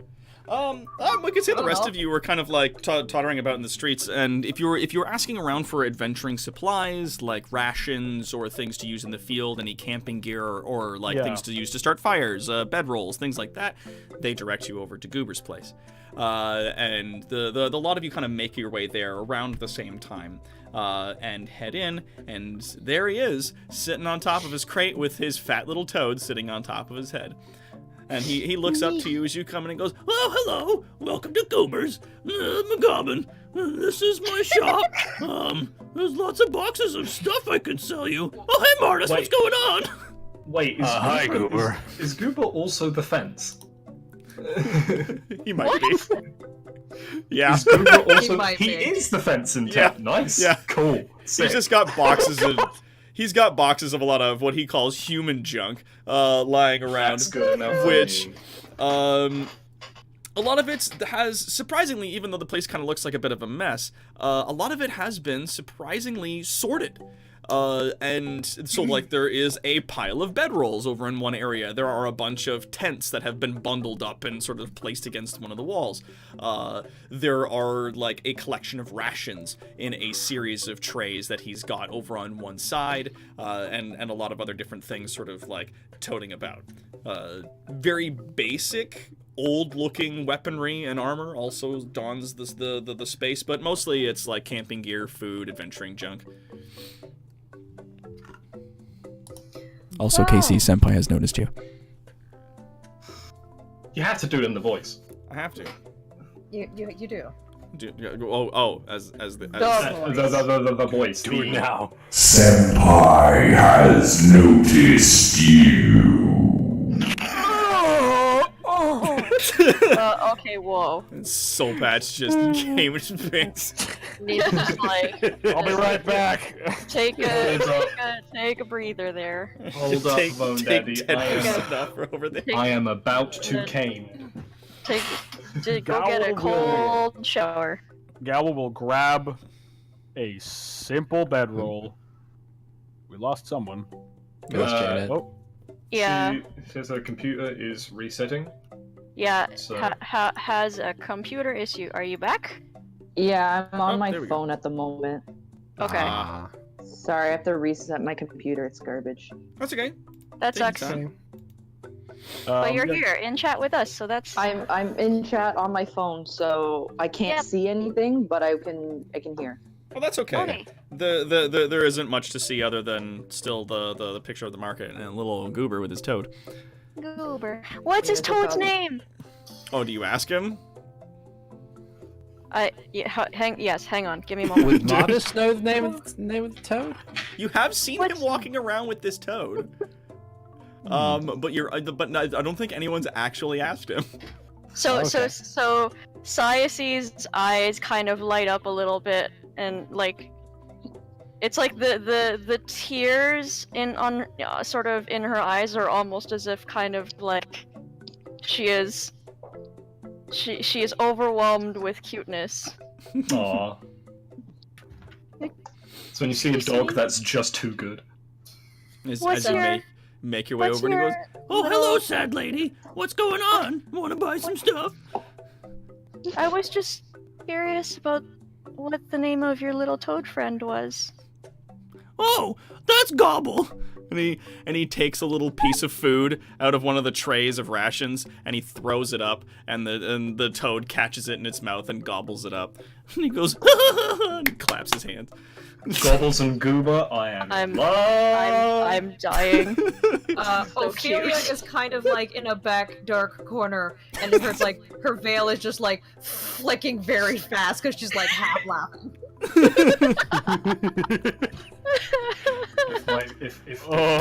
Please don't cry, because Gobble's not for sale. He's my little friend.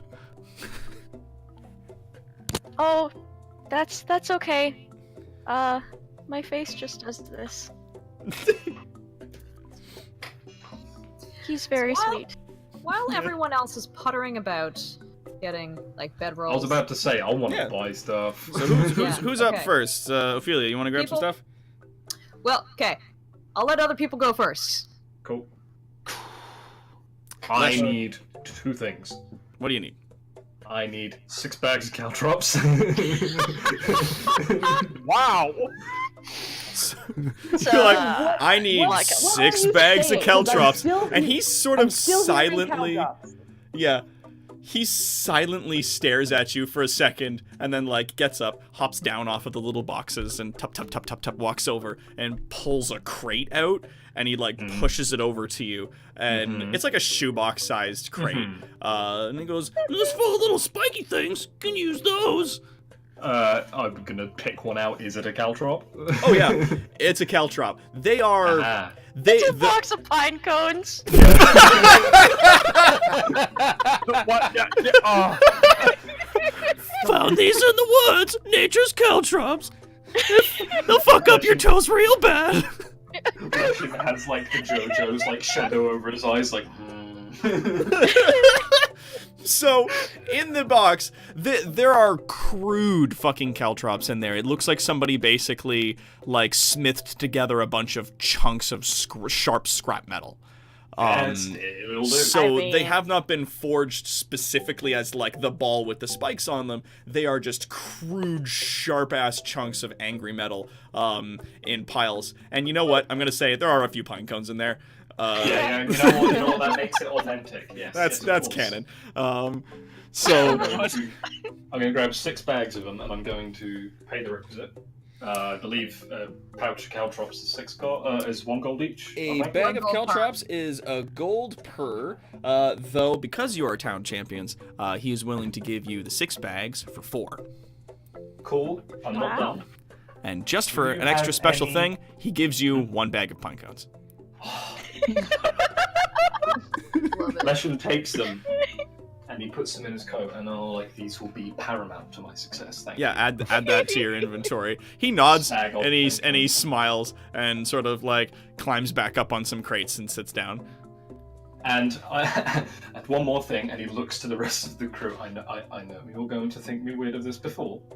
Do you have any manacles? Ophelia just kind of nods her head and goes, "Yeah." Oh, Modest just kind Yeah. of like looks at the manacles that's on his belt from being in the City Watch and just, did you want to borrow these? I've never had to use them. I guess there's no need for the manacles. you never need to use them. Biggest friend. Though, to be fair, you are a living, breathing manacle that is probably sturdier than those. It's true. Manacle's too big for Goblin hands, though. They just slip right off us. But if we get rowdy, he just picks us up and shakes us a little. Leshen does Gowl is just face, like he's head in his hands, just. Leshen slow turns to Marcus and like, remind me to talk to the watch captain to put you in for a promotion. Give him a light little shake. To your memory, you're not sure if you've ever actually shaken them, but really picking them up is terrifying enough, so they might have remembered it differently. You just pick them up and they shake themselves because Yeah, they're just they're quivering. fucking quivering. So I pay the 4 for my caltrops, and I still put in the extra 2 for 2 reasons. One, I'm OCD, and I want to round my 126 down to 120. And B, he deserves a fucking tip for those pine cones. Oh, so you give him the extra 2 GP. Yeah, for those pine cones, they are paramount to my success. He's Oh so my God. he's so happy. He puts it in like a little money box that he's got sitting on top of the crates with him, and he sort of rummages through a few drawers on a wall behind him and pulls out a pair of standard like human-sized manacles, and he holds them out. And he goes, 2 gold for these, though. You still want them? Maybe put them on some people that do bad things. That very much was the plan. And he like gives him a little shake and jingles them in front of you. Real sturdy. He hands over the gold, the 2 gold, and puts the manacles on his belt, and is like, "Thank you. They will be paramount to my success." Bonus to those wooden caltrops is they smell real good. I'm dying. Shall lose my foes as That their one's feet from the rupture. chat. They shall lose my foes as I proceed to puncture their feet. Thank you. That sounds fun. Can I make an investigation check to see if I just around the room I see any sort of bedrolls or rations?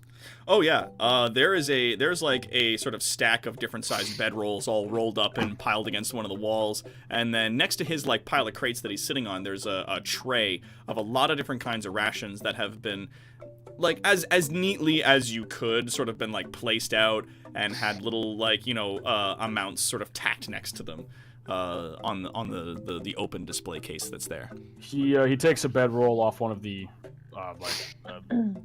walls or whatever they're being hung, and he walks over.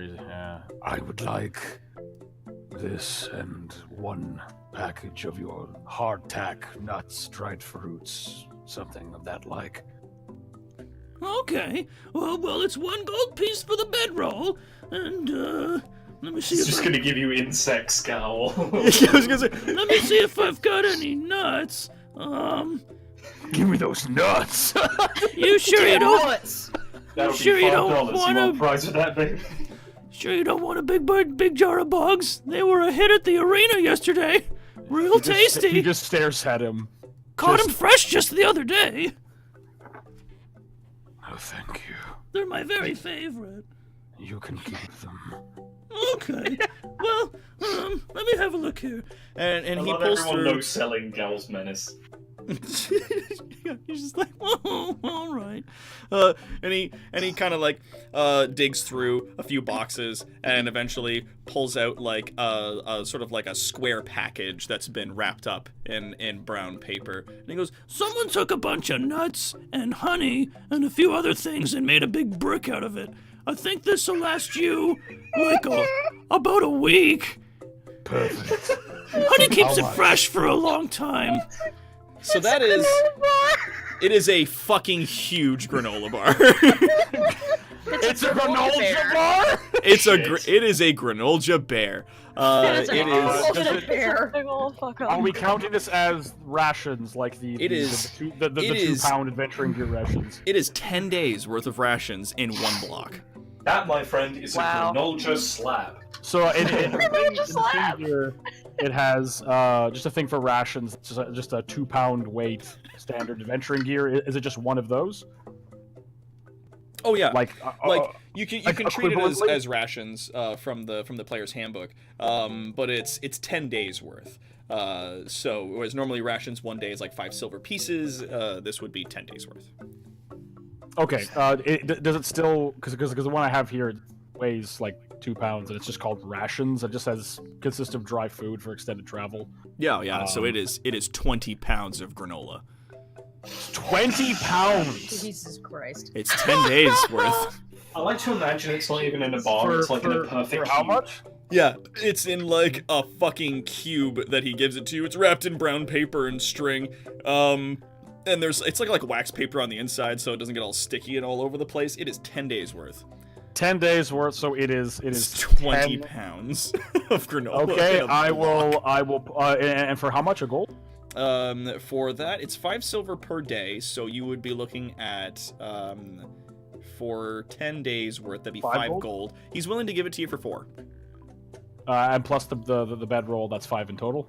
Yeah, that would be 5 gold in total for the package. He will take that. I'll mark that down, and I will mark these down. Bedroll is bedroll under any of these.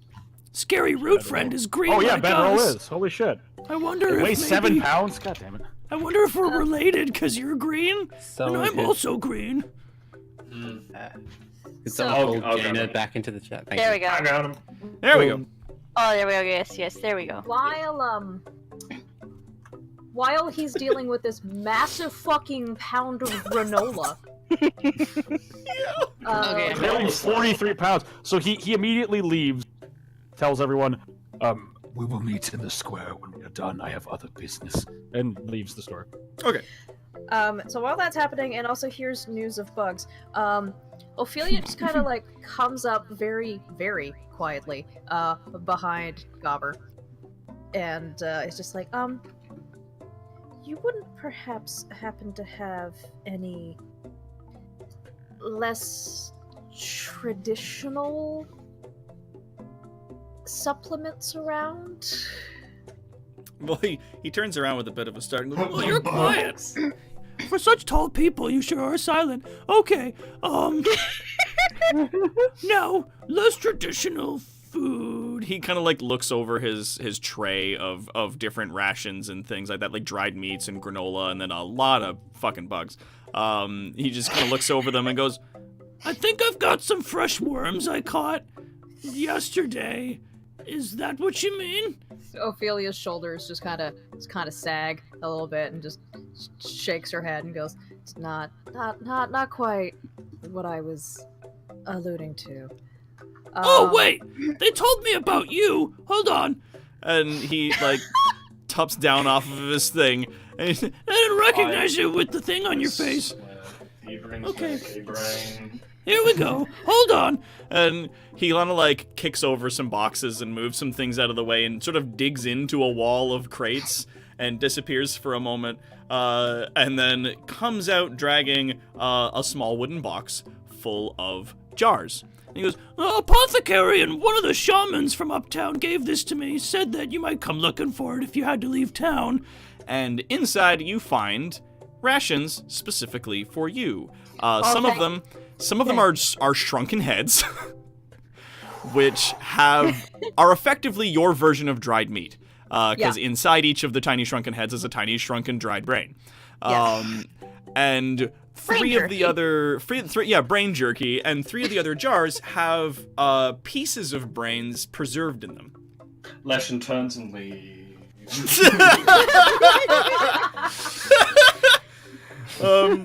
I have my pine cones. I need nothing at home. I have my pine cones.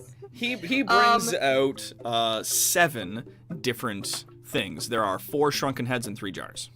Okay. I will take all of those and all of these, and just kind of drops a pile of things on the table in front of him. There are 3 glass bottles. 3 small glass bottles, and a whole assortment of charcoal, incense, and herbs. Oh yeah. So, all of that stuff together, like the charcoal, the incense. We the are herbs. looking at 10 gold worth of charcoal, incense, and herbs specifically.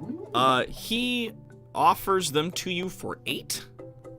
And he says, as he pushes the crate with the jars and dried heads in them, the shrunken heads, he goes, "You could just have these.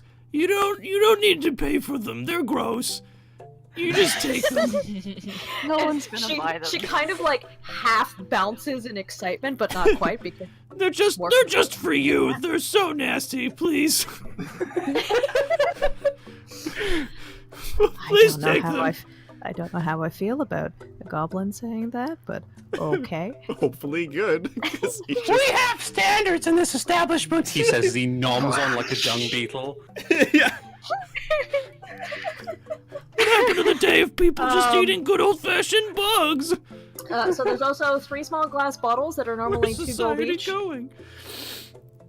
Okay. So yeah, the materials together, as 10 gold, he offers you 8. Okay. And perhaps you wouldn't happen to have a straw.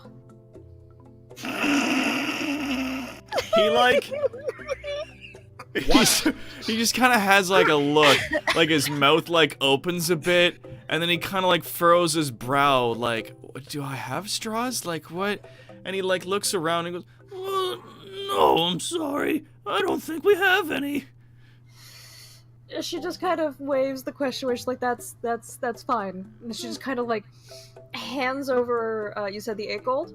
Hands over the 8 gold worth of stuff, and just like very happily just takes these jars of brains and shrunken heads and very excitedly puts them into her bag.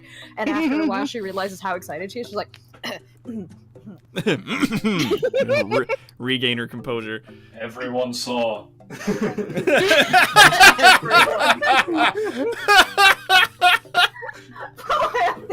It just says that everyone saw. I'm just imagining that like scene in Into the Spider-Verse. There's like no one saw. It's fine. Nobody saw. Everyone saw. Everyone saw. It's fine. Okay. Cool. Yum. That's me. My gross snacks. Does that make me Spider-Man Noir in this situation? A little bit. So yeah, Ophelia gathers up her things and heads out. Okay. Mardus will essentially seek to also buy one of the granola slabs to shore up his own ration supply as well. 20 pounds. Oh yeah, he fucking. If you're like, I want one of those granola slabs, he goes, oh good, oh god, and he goes like into the thing where they keep them, and fucking woefully drags one out. and like just shakingly lifts it up onto the counter and goes back over to in. help. Very least. Fucking as he's dragging the second one out, you like reach down and grab it by the sort of string bow that's on the top and pull it up. And he goes, "Oh geez, thank you. Oh, those are the worst. Okay, so I'm sorry. I'd also like to. Do you have any spare water skins, perhaps? Yeah, and he kind of like looks over sidelong to like a few water skins that are hanging on the wall next to them, like little Boda bags, right? Like little ones that are for like people size. And he like gives it a sideways look, and then he looks back at you and goes, hey, hang on a second. and he goes and he actually like rolls out from the back a small empty keg. It's more you size, buddy. Yeah, and it's a small empty keg that's got like a big leather strap attached to it. And he like stands it up and he gives it a little pat, tap tap. You can fit so much water in this baby right here. Oh my god, we are crossing the streams. He contemplates for a bit, and then he takes the water skin he already has, because he was going to get like spares just in case, and says, if I were to give you my old one and pay you the difference, would that be okay? He got his like eyes widen a little bit and he goes, "Ooh, champion stuff. Yeah. Okay.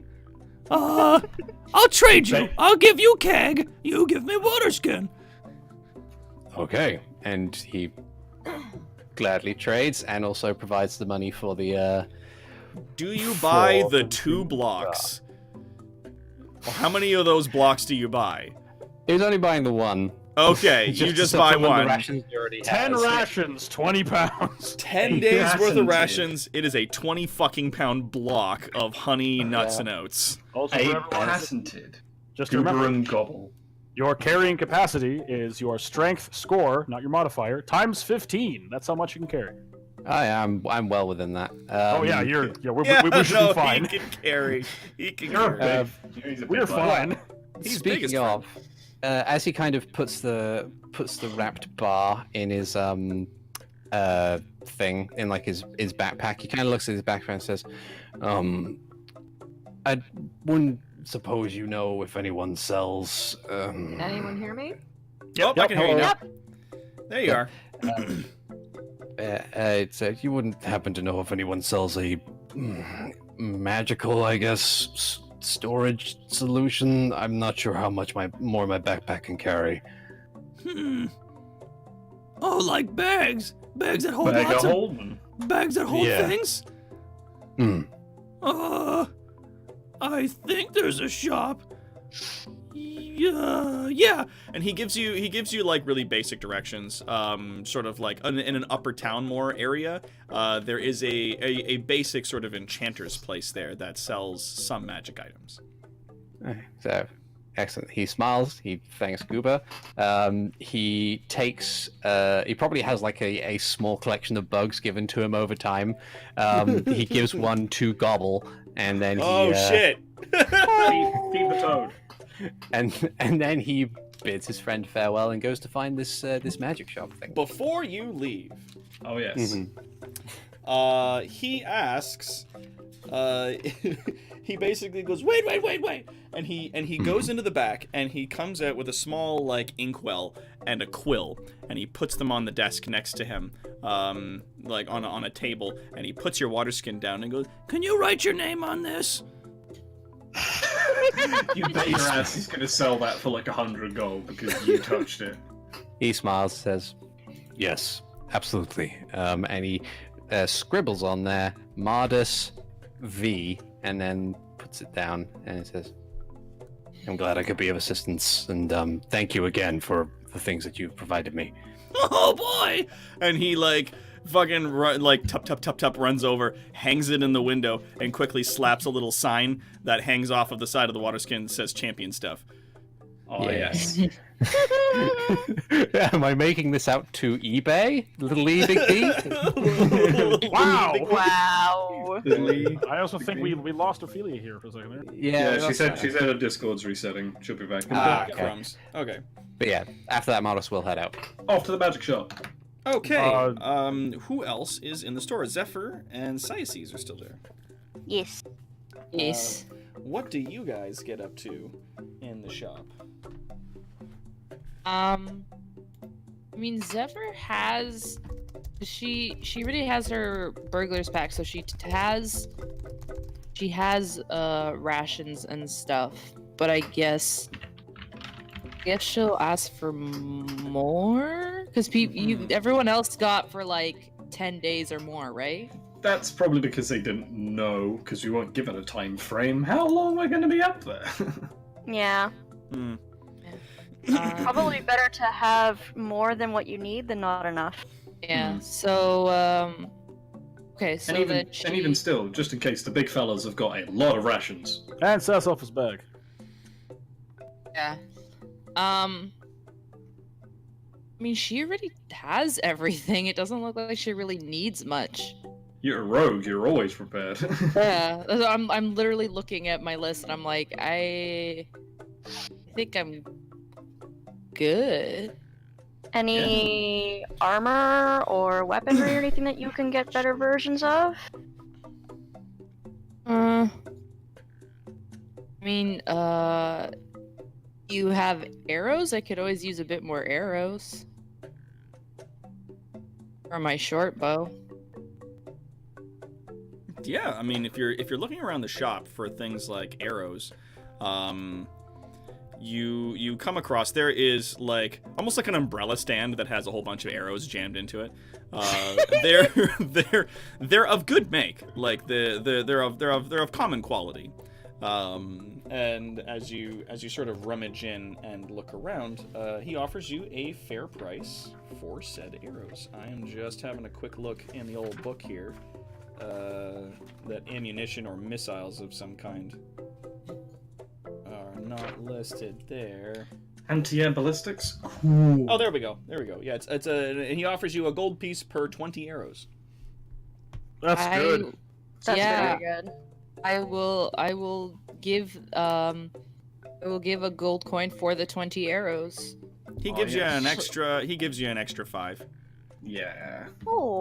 Awesome. 25 arrows. So I'm up to 45 arrows. Oh, you're set. Your scales are real shiny. So black and, oh, they gleam.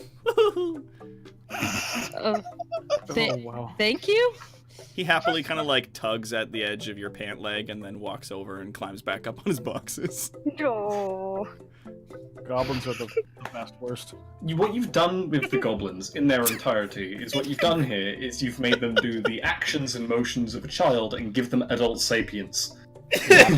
Yes, they're like Is little there green. a problem with that? They're little No, green it's children amazing. people. I love this. At least they I are know, an fair to automath. every like- goblin. And that's why Martis lives in the goblin complex, because they're fucking adorable. They're my best friends. They Love 'em. they help me feel safe.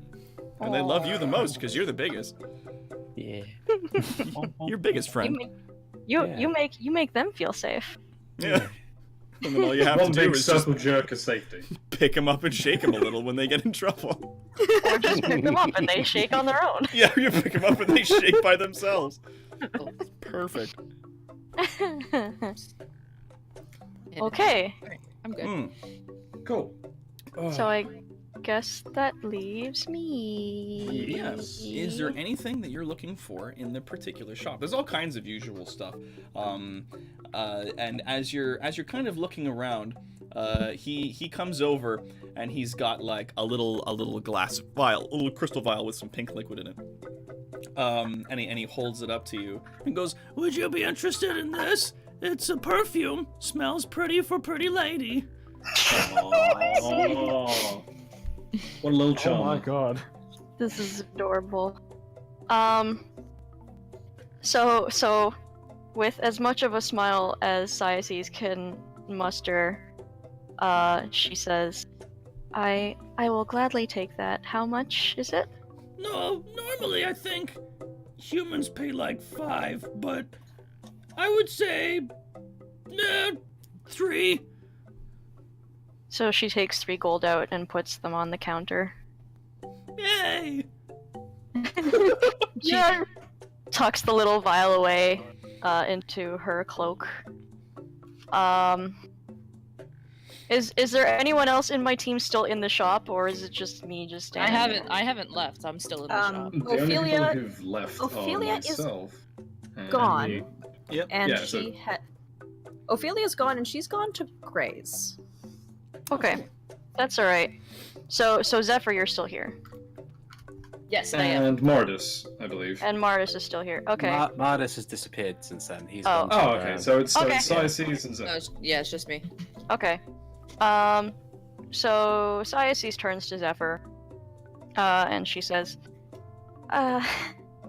this is a little embarrassing, but I have no idea what I should get. I mean, I'm just kind of in my normal clothing. Should I get some kind of protective wear? Does the team need health potions? I don't know what to do. Oh yeah, you guys. Well, I guess if you want, maybe you could That's try what and I'm pick having. up some light armor or something. And do you have a bedroll? Maybe get one of those. Oh, I don't actually require sleep or food, Oh. so I have all this gold and don't Who's really know what to use it on. Do you eat? No. Do you sleep? No. I'm out of questions now. Saices and Leshen are on the stay up all night and talk about boys team. And Ophelia frequently just like hangs out around the side, just being like, "Nah, don't need to sleep for 2 days. It's fine." It's okay. That's actually where what I was gonna mention after Saiaces is done on the whole healing potions thing. We don't. Do we have any? We don't have any like healers, right? Cassie. I've got some. you're the. spells. Yeah. I'm basically the dedicated healer. Oh, and Yeah. I'm the backup healer for 2 of you. Nice. Yeah. So if you want to get some healing potions, maybe that might help in dire need. I think that'd be a good idea. Hmm. Would Goober have like light armor and stuff like that as well?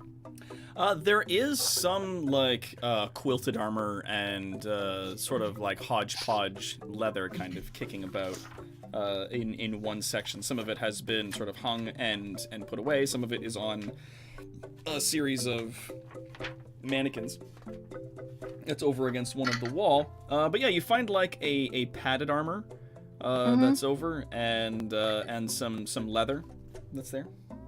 Okay, so Are you looking for I anything in guess specific or? something that I could wear either over or under my regular clothing, because I guess like Saiaces feels attached to her clothing. She almost doesn't want to change it just because like it's almost like a small attachment to her old life.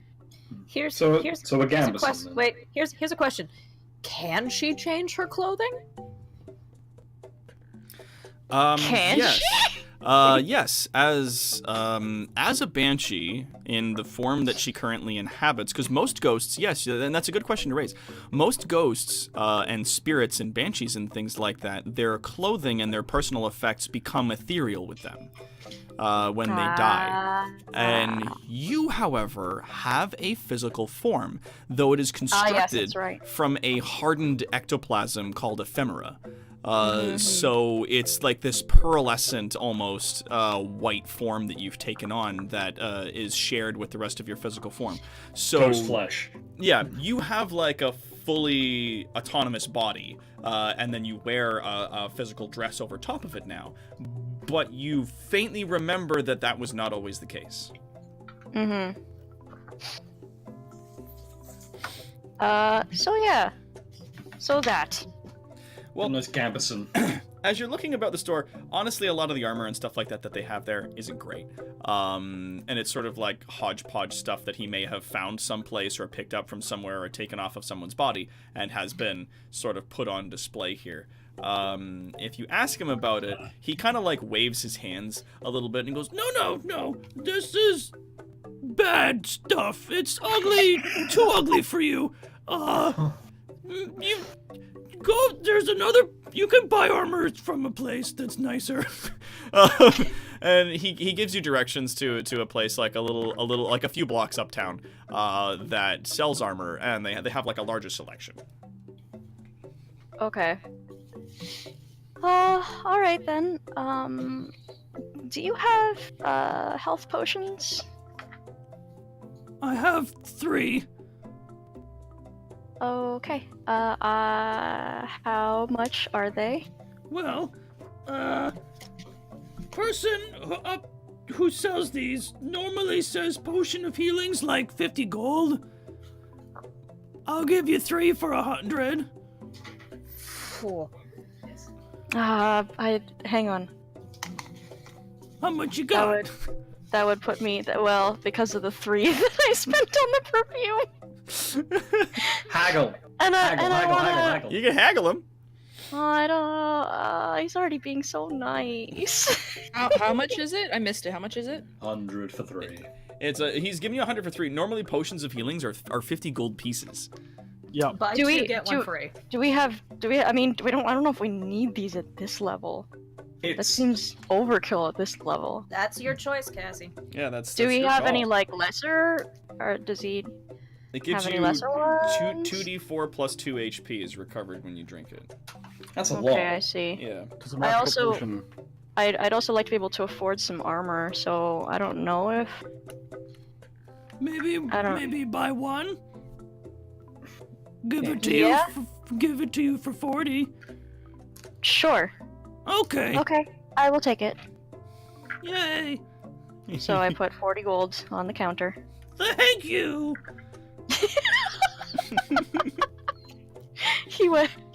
He gone done it. Yep. he gone- bows he his gone do head. the beetle. It's a lot of real nice coin. Nice. And he's super excited to have it. Aww. Oh boy. Okay. I think that will be everything for now. Thank you, Goober. You're welcome. Oh, I saw you at the arena when I was selling bugs. What's your name? Oh, my name? Yeah. I'm Diocese. It's nice to meet you. And he struggles a bit. Saya. Saya will do if it's a little bit long to remember. Everything's hard to remember. Okay. Thank you. Aw, he has brain damage. No. He's a goblin. Champion Lady Saya. Thanks. It's nice to meet you. He waves as you're leaving. Bye. Bye-bye. I'm gonna Zephyr. follow along because I'm still in. Oh, okay. Okay, yeah. I was gonna be like, or is he gonna say something? Because I won't follow along. As you're leaving, he kind of like tucks up and tugs on your pant leg a little bit and goes, Does the shiny black lady have a name? Zephyr. It's nice to meet you. Zephyr. and he like slowly writes it down. Oh, thanks, champion lady. It was good to see you. Have a nice day. You too, and your little frog friend. I've only known Goober for 20 minutes, but if anything happened to him, I would kill everyone myself. I like Rosa. I like that both Mardus and Gal both left with the Goober and Gobble patented granola slab. Granola slab. TM. Patented Goober and Gobble granola slab. So you guys make your way back out into the troll markets. And a few of you were heading off into different places while the rest of you were heading to Gray's. So, Leshen, you said you were going to the magic shop, or was that Mardus? That's Mardus. I also Mardus. was going to ask around to. I was basically going to ask around to see where the absolute seediest darkest magic shop corner is in this entire city. I could probably show him where that is. And I'm willing to make investigations if that is. You trying to find some sketchy places? Like, instead of like the, you know, this is the magic shop where we do magic, it's more of like. He's looking for where they do the necromancy. I have a quick question. Oh yeah. If you're looking for a sketchy shop though, and you're rolling for investigation, if you get a low number, does that mean you find a good one? Yeah. Maybe. But also, I have a plan for that. That's why I asked. So you're looking for like a dark magic shop. A dark magic shop, yeah. Okay, so give me an investigation roll. Da-da-da-da-da-da. Bang! That is a 7.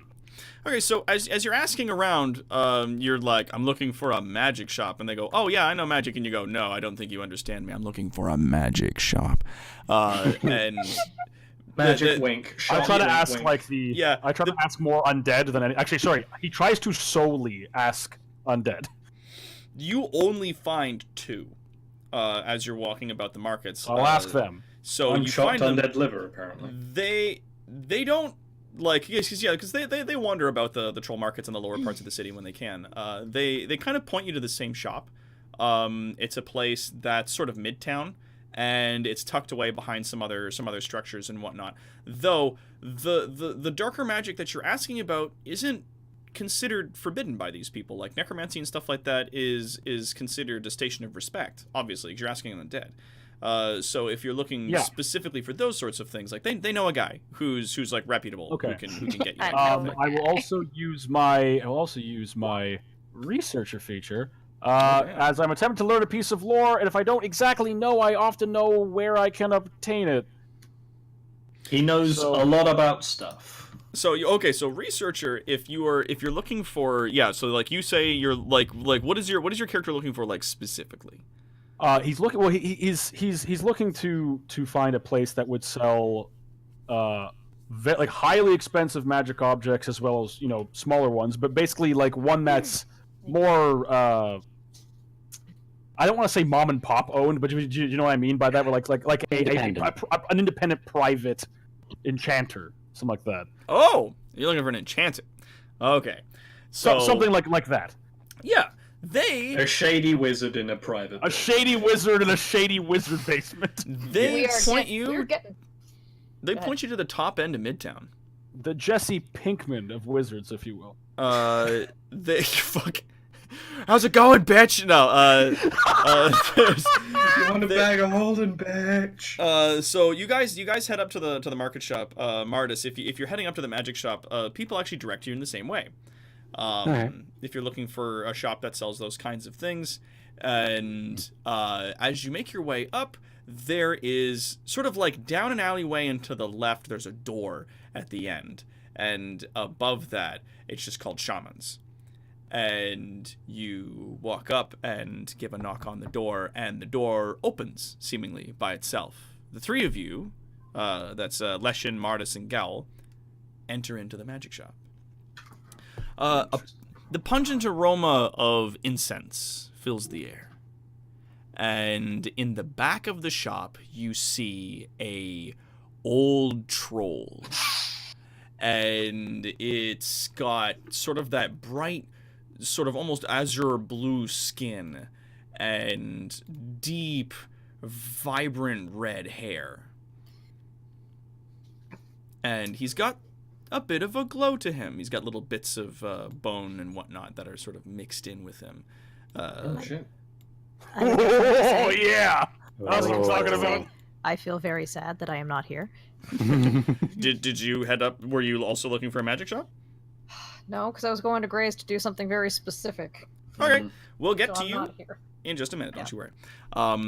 So you guys head into the magic shop, and through the sort of like clouds of incense and whatnot, they part, and this character turns to face you, and he's got golden glowing eyes as he turns to you, and he goes, "Ah, come in, come in." And as you enter the door, the doorway shuts behind you. How can I help you today? Can I make an Arcana check to see if I saw him do anything before the door closed behind us? Yeah, go for it. Make a roll. Mage hand. 14. A 14. He was using Mage Hand, and he was casting it silently. Woo! Woo! He can quiet cast. He's a sorcerer. Okay. So Quite the establishment. he grins a big toothy grin, and his tusks protrude out in your direction. He goes, "How can I help you?" I am seeking a few things. One piece of information, a price, and the second, potions of healing. Ah, potions I can do for you. Those aren't terribly complicated. 50 gold apiece for you. I may do less, maybe 40, for the champions of our city. Oh, I do so like that. Is he being like sarky when he says that, or? Yeah, I want to insight this check, man. Same. Yeah, do an insight. I am not going to do an insight because he doesn't give a crap. 21s all around, motherfucker. 21s! The city watch, just like. Yeah, the two city watchmen, you guys lean in, and he kind of like looks a bit nervously at the two of you, but his complexion doesn't break. When he says champions, he's genuine about it, though it is a new thing for him to say because your kingdom does not have champions. You are the first. Oh. You are the heroes, which is strange because very typically, quote-unquote, heroes are the people that show up and kill folks like him. Folks like any of you. So the fact that our kingdom now has champions that represent this kingdom is good, but is a bit strange to some people, obviously. Because the word hero means adventurers on top side that kill goblins and orcs and stuff. Has a bit of a different connotation to folks down here. So yeah, he offers you the potions for that price. What else is it that you would be looking for? There is a bag, a haversack, if you will. I have heard it's created by enchanters. Not for now, of course. I highly doubt I'd be able to afford such a thing, but a price would be appreciated for further reference. And he sort of scratches his chin. Haven't made anything like that in a long while. Something like that, though, could be pretty rare. Excuse me while I just quickly look that up because I saw it in the book the other day. Holden. A haversack's a bit different.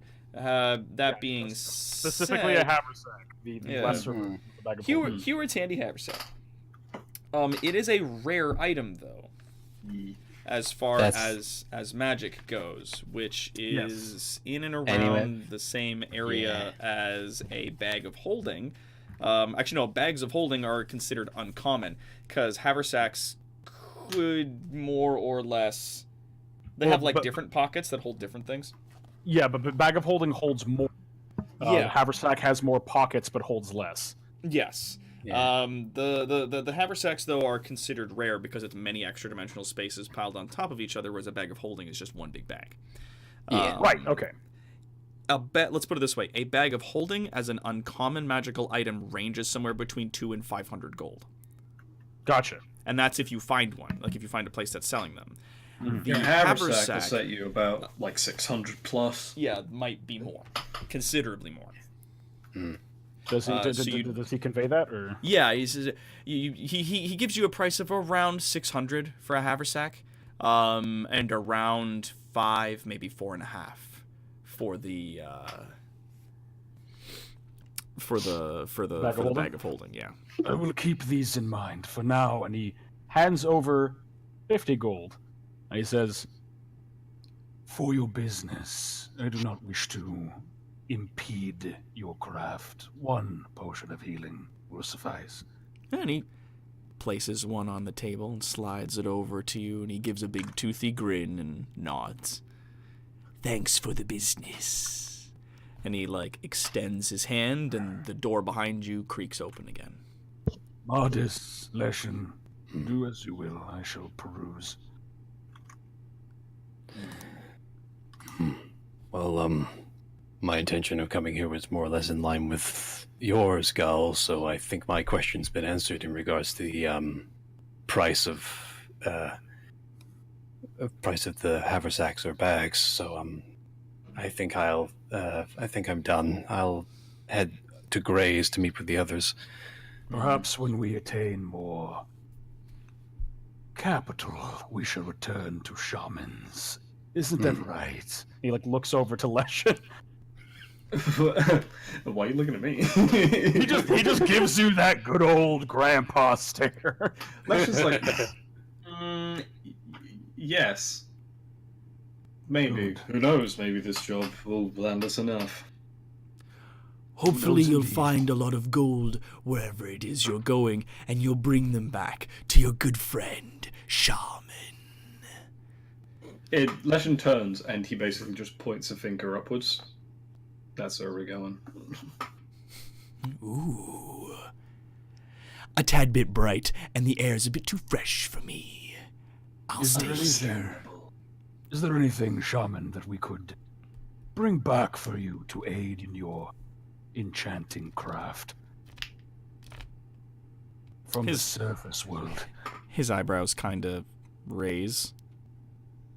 And he sort of looks left and right at a lot of the incense and sort of like cauldrons that he has lying about, and he goes, yes, actually.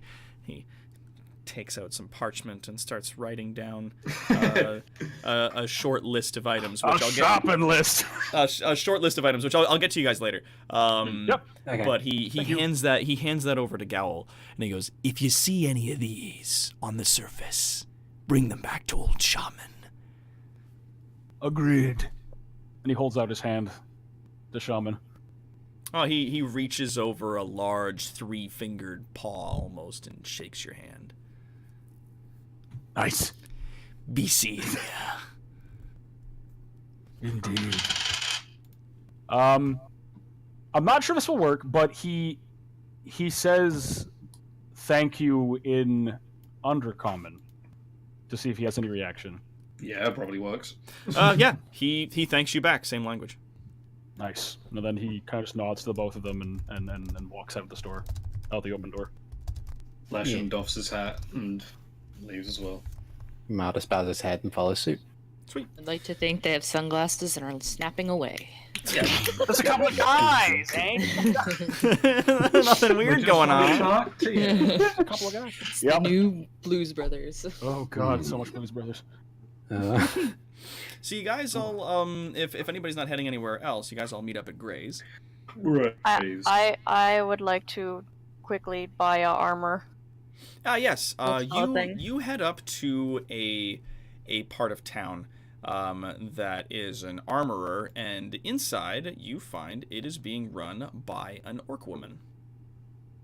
Ah, okay.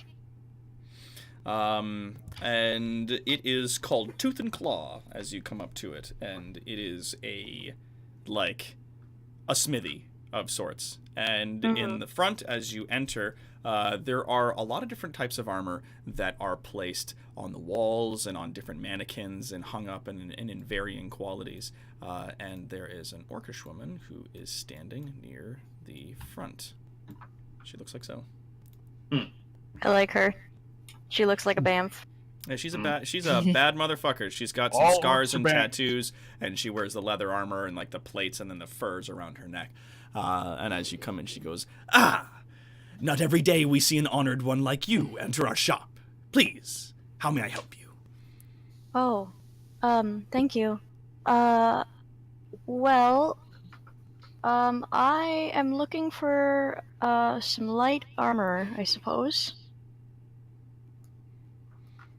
And she goes, yes. And she sort of gestures over to a wall where there's some sort of there's some quilted armor that is there, like padded armor, which is mostly cloth, and then there's a few assortments of leather and some hide.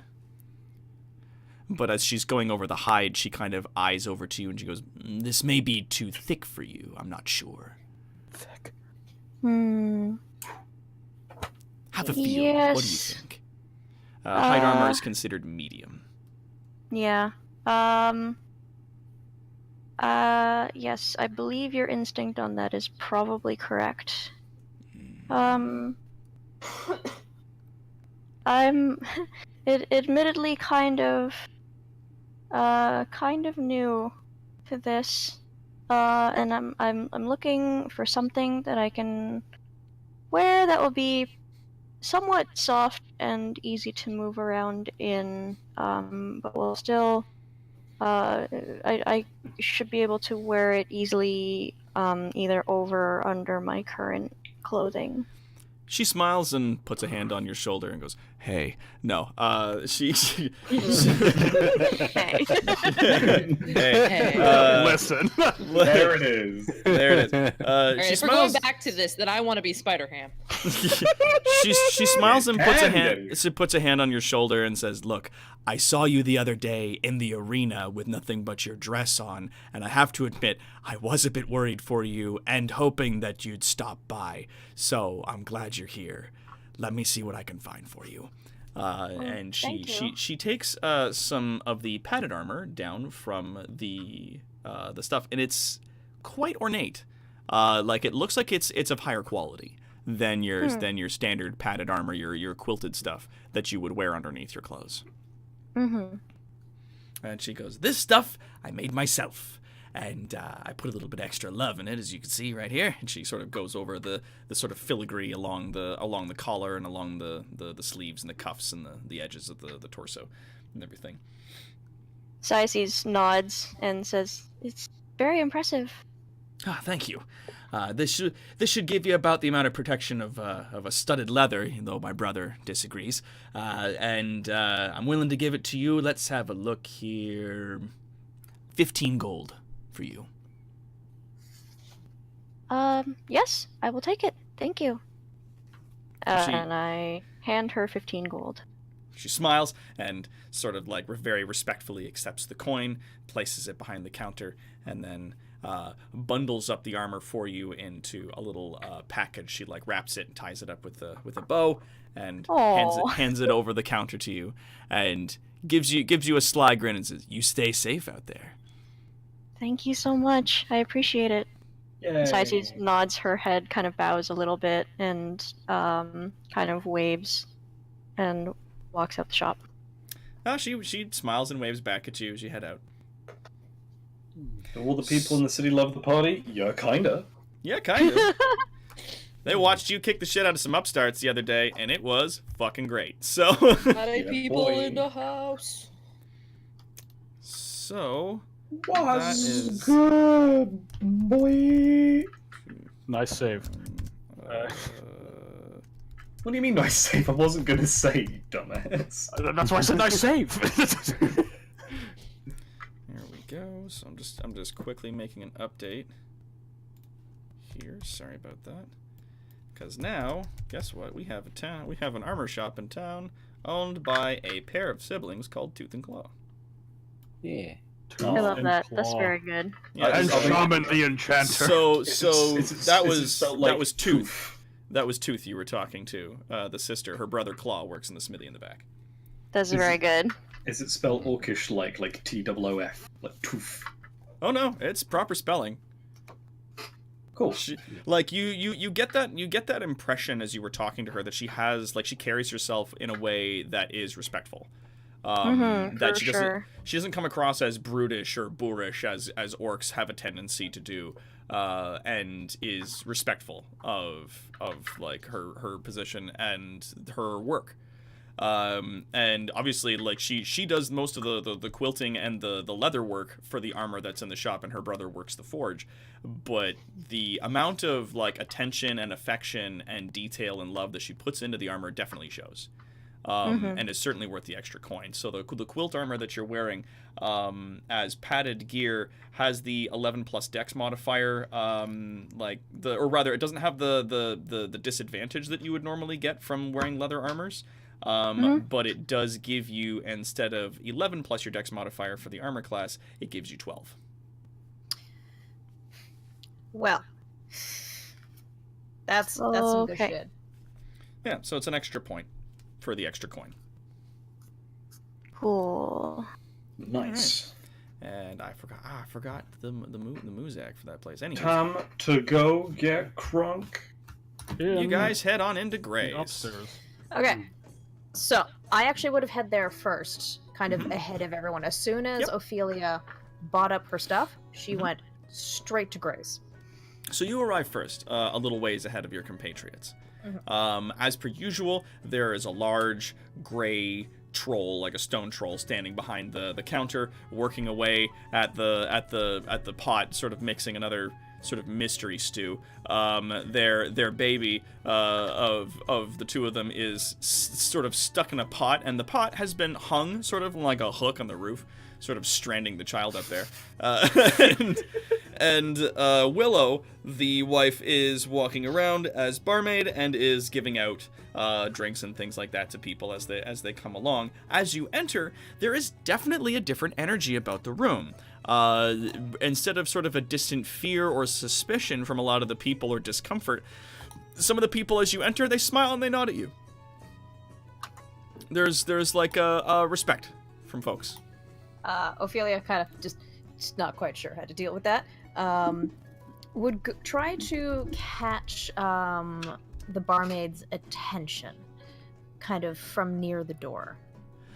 Okay. As you enter in, most people they sort of look over and give a glance as someone comes in. It rings a little bell. And they all kind of some of the folks in there kind of nod at you and in respect. And Willow, as she sees you come in, goes, "Oh hey, need a seat somewhere?"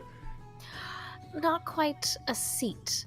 I was wondering if perhaps you had a back room with a fireplace that I could use for a little while.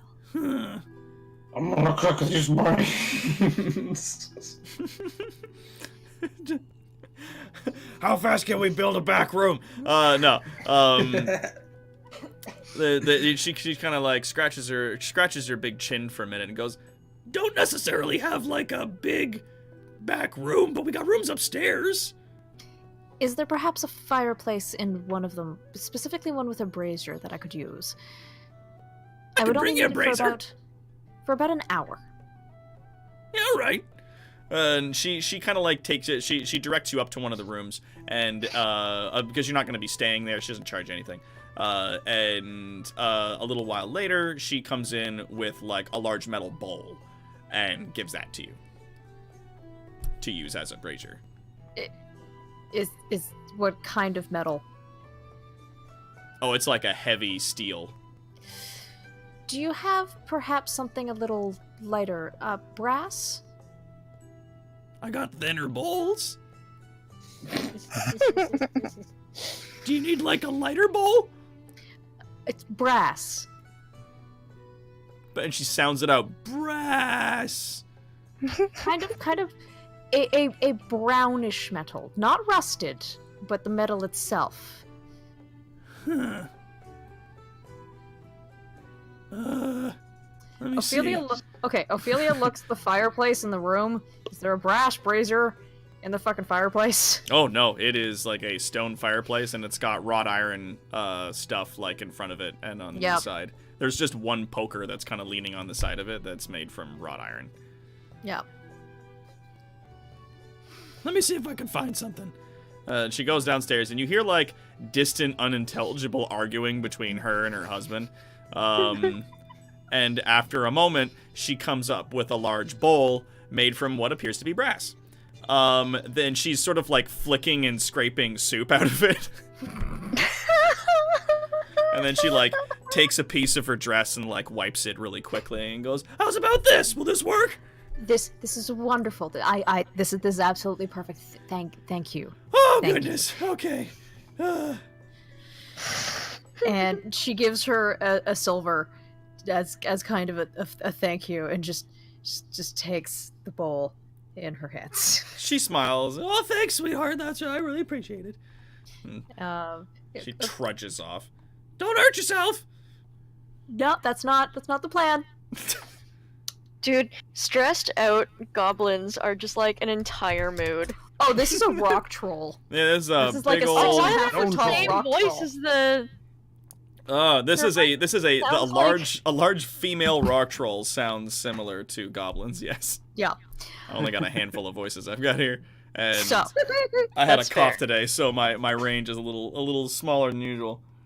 That's Okay, fair. That's So, fair. closing the door behind Willow as she Mhm. leaves, Ophelia then places the bowl in the fireplace, trying to move the iron, grate out of the way. Yeah, the fireplace that's up in the room that's up there is sort of attached to the chimney, more or less, of the fireplace that's down in the main seating area. So this Okay. is probably the largest room that they've got, and there just doesn't happen to be anybody in it right now. Okay. It's not lit as of yet, but there is Perfect. like kindling and whatnot that's there, along with a flint and tinder that you can use to light the fire. Wonderful. Fireplace is rather small though. That's fine. Going into her pack, after the bowl is placed in the fireplace, she goes into her pack and takes out all of the herbs that she has got from Gobble, and puts them in the bowl. Okay. And using the flint and tinder, sets it alight, giving the room a wonderful, fragrant smell, probably something akin to, I want to say, jasmine? Okay. Ooh, one of my favorites. So that's my name, so I was like, yes. Following that, she would then take all of the incense and place it into the bowl kind of one at a time, letting the room kind of fill up with a smoky, musty scent, very much kind of resembling that of an old crypt. And then finally, after that, would take the charcoal and throw it into the fire. And with each piece landing on the fragrant herbs and incense, it would kind of spark, which is strange for charcoal to do. Yeah. Would land into the fire, would spark, and with Yep. each spark, it would grow brighter and larger. And for about that would have taken about, I want to say, 10 to 15 minutes. Okay. And for the next 45 minutes or so, she would sit up there, concentrating in front of this fire, just muttering an incant to herself over and over and over again. Okay. I figure other people are going to wander in over the next hour. Oh, Yeah, we'll be there. Yeah, so over the next hour, as you're up there doing your biz, the rest of the party wanders in, and it's the same kind of reaction. Like the two of you from the town watch, Martis and Leshen. As you guys enter, there isn't like that distant suspicion or worry that people would normally regard you with as you come in. You have like a much more of a respected, like, oh yeah, good.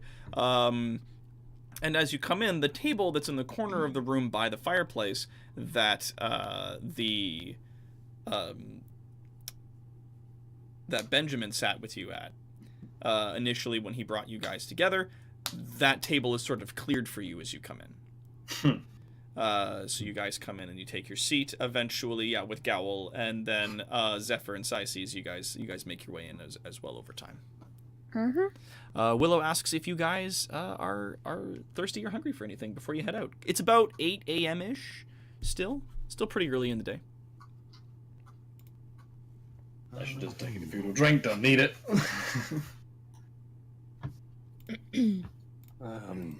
I suppose I could take a cup of tea. Oh, she smiles and kind of like heads off, and brings you a cup of tea, surprisingly clean cup for the place, and it is the tea that over time they have come to know that you enjoy. Thank you very much. She smiles and goes, Oh, you're very welcome. I would imagine that over time, the smell of the herbs and the incense would potentially make its way downstairs. Yeah, after a little bit, like, the smell comes out, though it's not altogether unpleasant, being that Gray's usually smells pungently of monsters and stew, so it's not altogether an unwelcome scent for the place. The couple that's running the place, though, doesn't seem to terribly notice, and continues about their business as you remain unobstructed in what you're doing. Fair enough. Okay. Anyone else wandering in? Okay, so basically, Doc, give me like the kind of when you figure an hour would have elapsed. Yeah, so, like, as everybody comes in and you guys get sat down and you get your tea, and, Gal, do you order any kind of food? Zephyr? Well, I'll take a water. She'll bring you a water. Takes an ale and a large piece of bread. With exactly as many fruits as are necessary for it to be considered somewhat healthy. You are just something, big guy. You really are. they bring you what you are. That's like, I think 5. I'm gonna say like 2 silver, or like a silver piece for the ale and for the breads and whatnot. I ask if they can make change for a gold. Oh yeah, they bring you like a few pieces of silver to make it up. Sorry, and it was 2 silver. Yeah. Okay, so I'm gonna put that and then 8 silver. Yep. All right, so, and then yeah, they all bring, they bring you guys your food and your ale and your water, and at that point an hour would be up. Okay.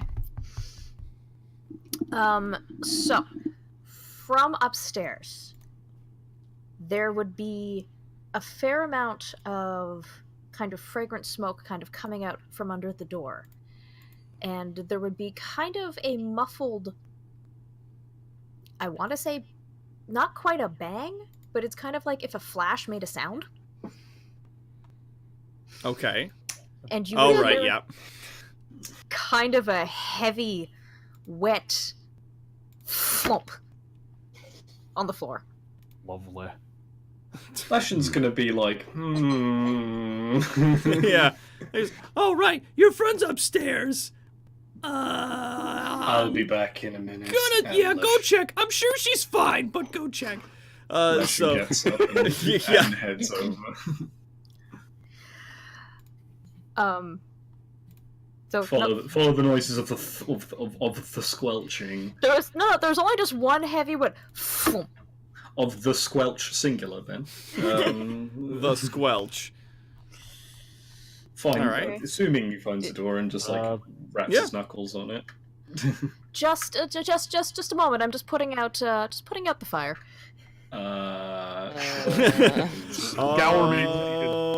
Okay. Should I be worried? No. It's well under control. I apologize for saying that does not put me at ease. Are you still on the other side of the door? Yeah, I'm not okay. Breaching people's privacy. So at this point, Ophelia would open the door, and it would be decently smoky, but not entirely.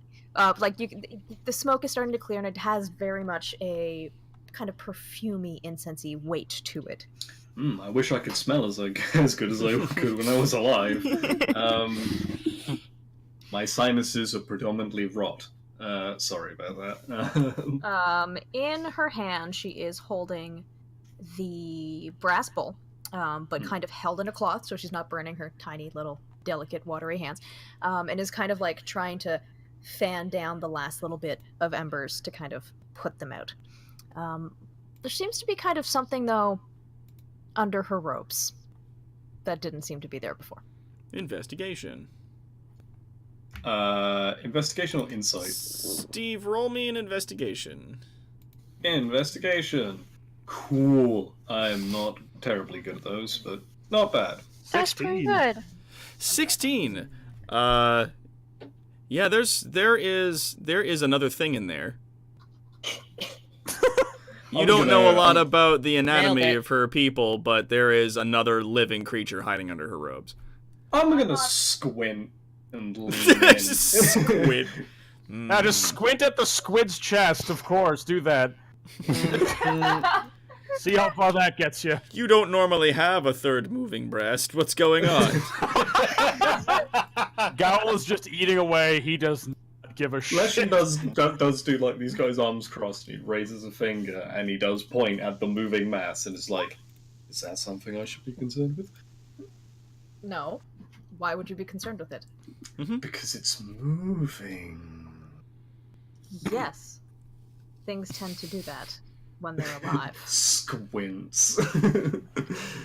And Leshen, you could just ask what it is. That might be better than beating around bloody bush. He goes back to eating his bread.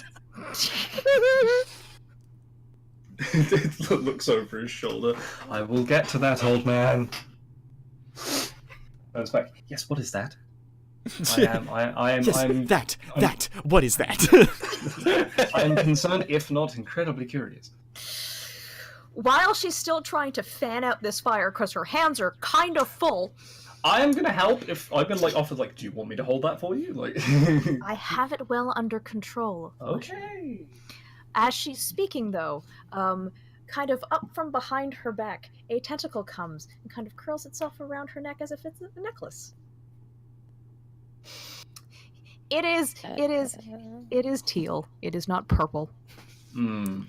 So, as she's holding the thing and fanning it out and doing stuff, a little tiny octopus pokes his little head out.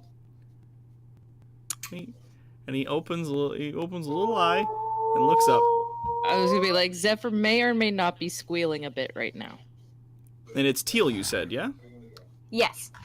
Yes. So a tiny teal octopus sort of like slithers up into the crook of Ophelia's neck. And Leshen's gonna be like, "Oh, yes, I see. You had a child." I did not know you were with child. Congratulations, Ophelia. It's a squid. Connell, you're not. You don't get to say these things. You're not a player. Leshen doffs his hat, and I'm just like, "Is it yours?" I summoned it. Is that what they're calling it nowadays? Oh, jeez. Jesus Christ. So he pushes his luck just enough. Willow makes her way over to where you guys are standing, and it just looks down at the bowl and goes, "Are you done with that, or are you Yes, my dear. Thank you very much," and just kind of hands it back to her, trying to be ginger about it, and the fact that it is still rather hot. Oh yeah, no, she just grabs it and it makes a sizzle noise, but her skin is practically rocks, so she like smiles and then she looks down at the tiny octopus that's sort of like nuzzling itself into the crook of your neck, and she goes, "Oh, that's cute. Gross. Congratulations," and walks away. I was wondering if I could get a large bowl of water. She like looks down at the bowl she was holding, looks over at you and goes like this bowl? But clean. Dumps the stuff out on the floor. Like shakes it a little bit and then like holds the bowl back up again. Like this one? Now? How about now? If you would just give the rinse before filling it, that would be great. And she like shrugs, goes over and like dunks it in what appears to be like a large tub for cleaning dishes and things like that. And just like takes it out of the water, and there's like soap, and obviously the water is kind of like a brown. It's been used to clean dishes and stuff like that. And she like shakes it really hard, and like water kind of sprays all over the place, and she dips it into a large keg of water that's back there, and pulls it up and like trudges over to you and holds it out. How about now? That's great. Thank you. And she just kind of takes it and just she like puts it on the table in the middle of the table where all you guys are sitting. Congratulations. Ophelia just kind of looks at her very confused. Leshen points at the bowl squid. And I am assuming familiar? Sorry, I didn't catch that. I am assuming a familiar. Yes. Well, he Fair wasn't here before, and he's here now, and I summoned him, so yes. I apologize. The squelching sound caused me concern. I apologize. I am not a magician myself. I would not know. Does he have a name? I am not what you would call a magician, sir. Yes, So- wizard, sorcerer, warlock, druid, whatever of the magical schools. So she kind of turns away from Leshen at this point. That's fine. Sits down and scoops the octopus off of her neck, and just kind of like, as she does so, one of her tentacles just kind of like flicks at it happily, and then like slowly like slides him into the bowl, where he sits and like splashes about very contentedly. Oh yes. His name is Seth. Oh. Seth So, bubbles a little bit. No, Seth. Yeah, Seth. PH. Yeah. Yeah. S-E-P-H? It has a unique spelling. C-E-P-H. C-E-P-H. Oh, clever. Right? Do people get it? Do you get? Do you get it? Do you get it? I don't get it. Cephalopod, Like cephalopod? which are what octopi are. His name is Seth. Told you all, I actually did get it. What realm Yeah. it's from? Magical So Cyaces kind of like stands up with a cup of tea and walks over curiously, looks at the bowl, and like kind of overwhelmed with cute tears fill her eyes. What I meant was, what realm of the three did you call it from? It is not a regular beast. He is an amalgamation of magical powers. He is not a regular beast. That's what I am saying. Is it Fae? Is it an angel? Is it a fiend? Or do you I not believe- know where you pulled it? Would you let me answer your questions, old man? All right.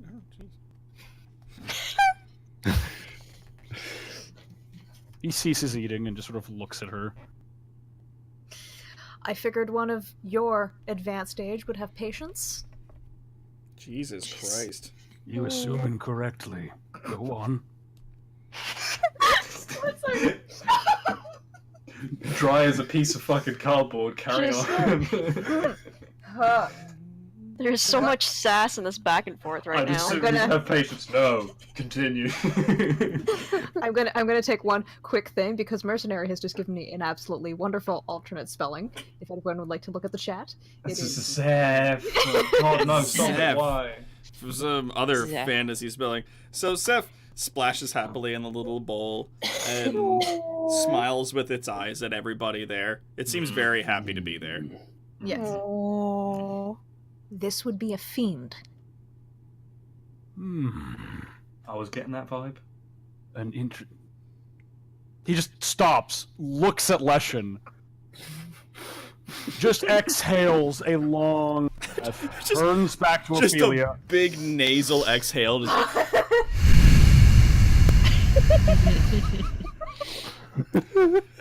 Yes, it is a wonderful creation. Should be proud. Goes back to eating. I'm sorry, do you have issue with this, really, Mr. really, Warlock? really quickly. Gal, do me an Arcana.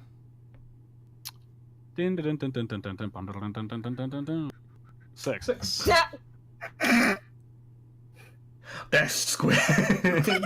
That's a squid. It is not a squid. That's a demon squid. You're able It is to. not a squid. You are able to identify that it is at least a familiar. And you know from the different people that summon familiars, it's sort of like it's an amalgamation of just magic. Like it's bits of magic made consciousness. Yeah, no, he was... Like he was it's rudimentary rituals. Yep, he was just asking what plane it was from, and yeah, answer. No contention. I just don't have a different voice than this, I suppose. It is an interesting creation.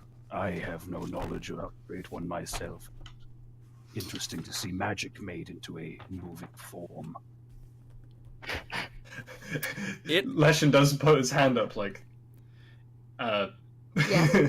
Seth slowly crawls out of the bowl and like sort of like walks over towards Gowl and like puts one of its tentacles around his stein and starts pulling it away from him. His hand literally ignites in blue fire, but doesn't move, and he's like, "You might not want to do that, small." I'm gonna need to cut you off there, Fred. it just ignites this very, very dull, very, not arcing off his hand in any menacing way. Sort of like glows. It looks down at it. He goes, "I'm still drinking that." And he Sorry to attempts have to cut you off there, buddy. I attempt to intimidate the octopus. Oh God, yeah, no, roll me an intimidate. Hold on a sec. 12. Okay. Wait, I have to look at stats because I think it goes off of I sent my you stats. no. I sent you the stats for it on. No, you on sent me Discord. this. You sent me the stats for an octopus.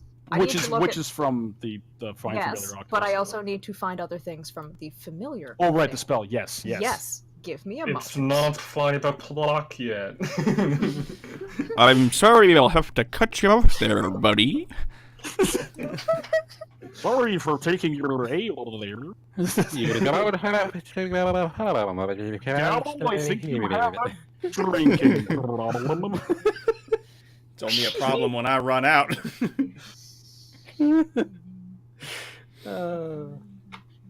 This is too much fun. I'm sorry, guys. I'm having a lot of fun with this. Yeah. It's just like Gowl saying like, "Oh, it's magic, keep making things move," and like Leshen's like, "Me and Cyaces are set right here." Okay, so he rolled a 12. Do I need to roll against it? Doc? Question? What's against intimidation? Wisdom, or is it? Yeah, I believe you roll a wisdom check. No. Did you roll a wisdom check? Oh, I can. What bonus does the octopus have? I don't have it in front of me from the familiars list. Okay, one sec. Like, what's the wisdom score of it? Okay, give me one sec. I'm gonna roll it.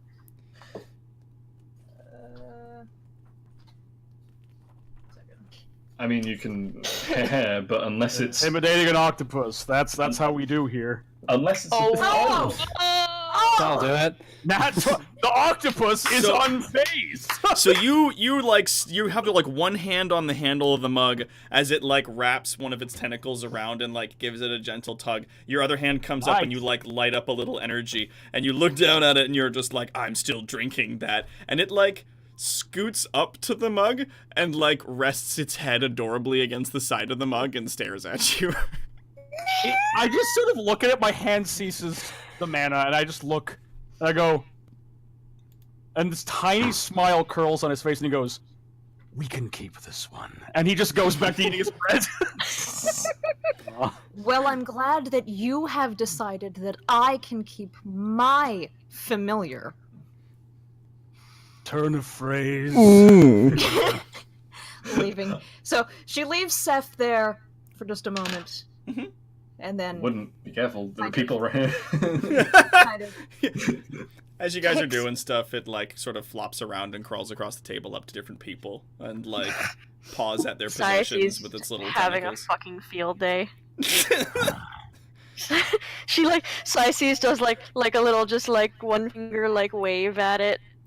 Just like, hello, little you do friend. like the little one finger wave and it does it back to you with a tentacle and then like sort of slops over and like wraps one of its tentacles around your finger and just kind of tugs on it lightly. Oh my god. It's fucking happy to be here. It's happy to be alive. After him kind of like wandering around a little bit, she'll like pick him up gently with both hands and just kind of put her back at the crook of her neck. Yeah. Cool. It wraps its tentacles like around your collarbone and your neck and stuff like that, and sort of like tucks itself in under your neck. And if you have your hood up, it sort of like kind of gets in there on one side. Yep. No. through the hood. It's just like, oh no, it's an illithid that's suddenly out the corner. Bitch, you had enough. Oh, she has 4 tentacles. He just kind of pops out and goes, "Excuse me." That's where you're wrong, kiddo. Pops out and is like, bitch, you thought. You thought wrong. Bitch, you had enough. Oh my god, this is my favorite. Okay. This is my favorite day. Thought. Alright, so do you guys do anything else in Grays before you start heading out? I was wondering, like, how do we get up there? Are we just leaving through the front door, or is we getting teleported, or? Okay, so as you guys are leaving, Willow meets you with like a few wrapped packages that she has put together, small containers of food for each of you, and is giving you sort of a pack lunch. Each of those contains about 2 days worth of rations that she gives to you guys, and she even gives some to some of you that don't eat, because she doesn't know that, and she just gives you guys food. It is 2 days worth of rations, so that would be about a pound. Oh, 4 pounds, sorry. 4 pounds of like stew and sort of like salted meats and some bread and stuff like that. They're like wrapped up in little kerchiefs, like little fantasy pack lunches that she gives. Just Gowl just takes it and just adds it to the mass of granola. Just shoves it in there. Puts it on top of the block of fucking preserves he's got in his bag. Ophelia takes it, kind of like gives like a quarter nod of thanks to Willow, stares at it, and just hands it off to Zephyr immediately. She's like, It's lucky that 3 of us don't eat normal food. I can't eat this. 3 of you don't eat food. Mm-hmm. 3 of us don't eat normal food. Yes. 3 of us don't eat food. 1 of us doesn't eat normal food. I can. So who eats food besides me? One other person. It is Zephyr, Mardus, Gal. Yeah, 3 of you eat food. Okay. Yeah. Cyaces can eat food, but does not require it. Yeah, I can, She can eat it if she wants to. So did I just get 4 because Ophelia gave me hers? Yes. Yeah. Okay. I'm rich on food. You have 8 pounds worth. I will hang on to mine for in case anybody else needs it, but I'm sure everyone else is also encumbered with other things. Like fucking stacks of granola slabs. Mercenaries suggesting we find a cart for all these rations. Yeah, to be fair, we could probably build the cart out of the bricks of granola. 2 of you are carrying around like a block of granola that could literally be used to fucking kill a man. So improvised weapon. You get the impression that whoever made those blocks of granola, either goober or otherwise, really did not understand portion sizes and thought it would just be better to sell them in huge fucking blocks. Are they like perfect Tetramino cubes? Oh yeah. So, they're a bit nice. flatter. They're kind of like a slab. So it's not a perfect cube, but it's a bit flatter. It's like a slab of stuff that's been like. Well, when you break someone over the head with it, you can use it as a headstone. You could. Certainly heavy enough. Good lord. Is it all right if I go up with Zephyr actually before we head out of Grays? Sure. So Gal comes up after he has consumed his bread and dried fruit, whatever they brought him, and all his ale. Zephyr, may I have a moment of your time? Of course. I have not seen any Dragonborn in this city. And yet here you are. I'm curious. Do you originate here, or Are you, like many of us, a traversed person to the deep? Oops, sorry, phone. You know what? Not huge talking about my life like that, so yeah, I'm not from here. Let's just say that. That is fine. I do not wish to pry. In fact, I don't know. But the fact of the matter is, if you are not from here, there's only one place you could be from in that case. I would appreciate, if at all, are you all right with our destination?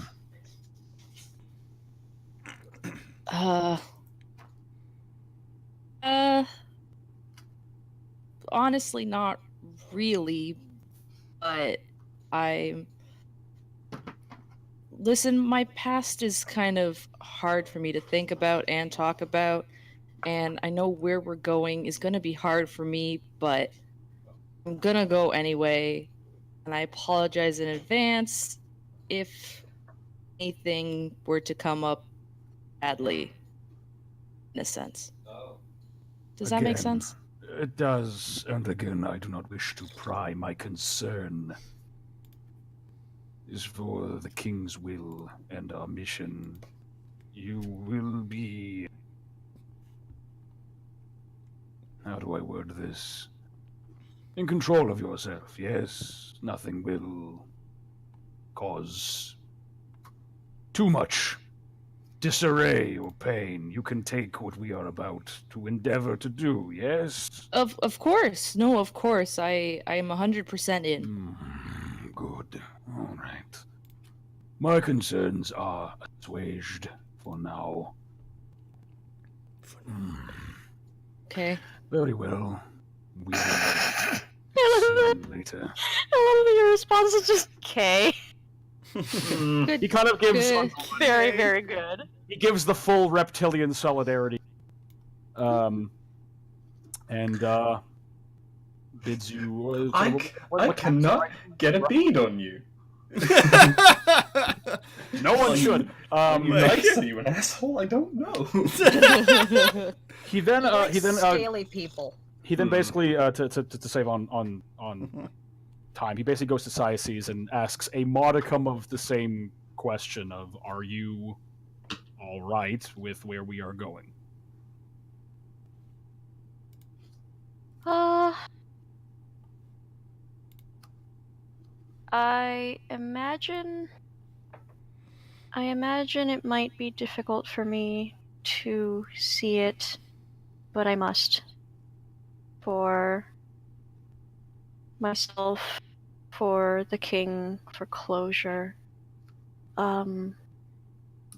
So do not be too concerned if my eyes are tearier than normal. I know what form you take, my dear. Ears do not irk me any. It is a good answer. Very well. And he gives another nod and goes back to his business. Quite. Legion's already stepped out and is waiting for everyone so we can get on the road. As you guys wait, one sec. Before we leave,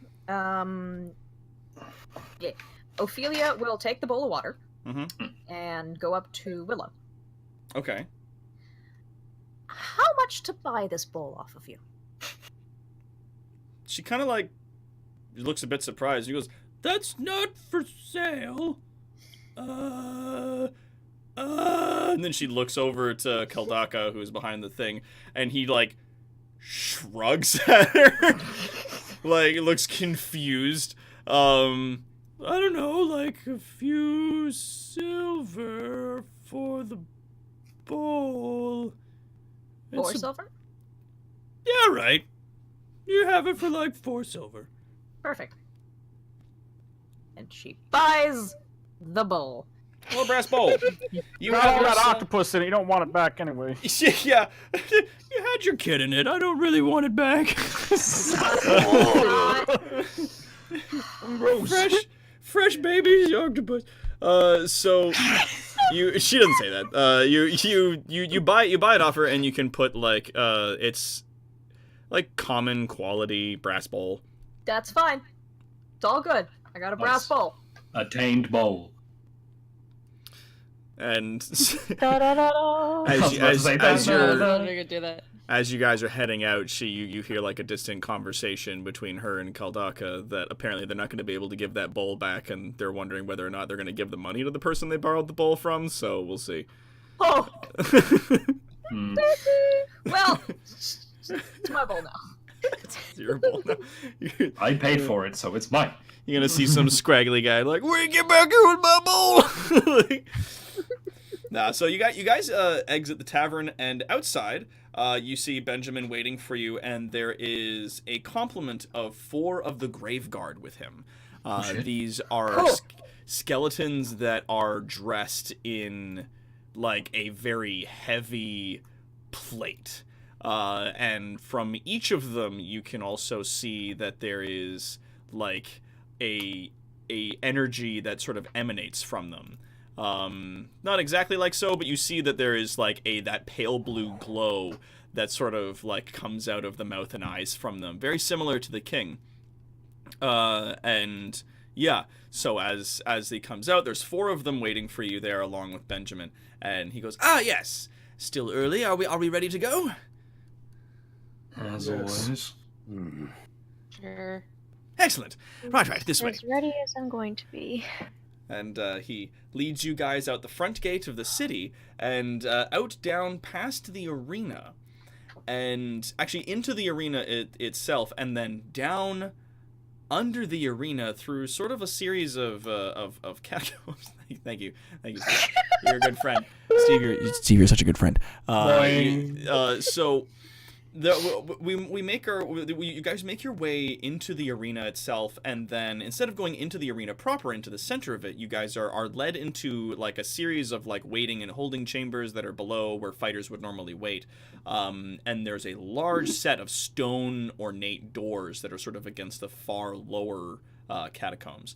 And he walks up and places a hand on it, and they faintly glow that light blue and then open. And you guys are led into a tunnel that goes under there. And actually, let's see. Everybody, do me a wisdom check. Cool. Just straight wisdom. Yeah, just straight up wisdom. Roll me some. Straight whiz. So just check or save. Baba Booey. You just click on your stats. Just highlight over the word itself. Okay. We're gonna go with my 11 because I rolled it first. Okay. Yeah, that's fine. Yeah, because you rolled a wisdom first. That's fine. So Cyaces Ophelia Mardus, you get the feeling that this may have been why the arena was not being used. The entrance into Autometh is down here. Okay. Now, as you guys sort of walk down the tunnel a short ways, there is a portal set up that sort of shudders to life. And as you pass through it, you walk into what appears to be a pretty ragged-looking tomb. There's torches on the walls aren't lit, but Benjamin carries like a small torch in front of him. And as you guys walk, he leads you through a few hallways of this like ratty tomb, and it looks like it's been raided and looted, and like there's a few sort of cast like bones of some adventurers here and there. It's very dirty, very dusty, and there's like cobwebs here and there. And eventually leads you to a large set of black gates. The gates of Autometh, which lead to the surface world. I never expected to see these. I never thought I'd see them again so soon. The wastelands. Interesting. There's a great shuddering creak as the massive stone doors open just a bit to let in light and to let out you. And as you stand there, Benjamin takes off his top hat, places it over his chest, and respectfully bows. I wish you all the best of luck out there. It is, at times, quite dangerous.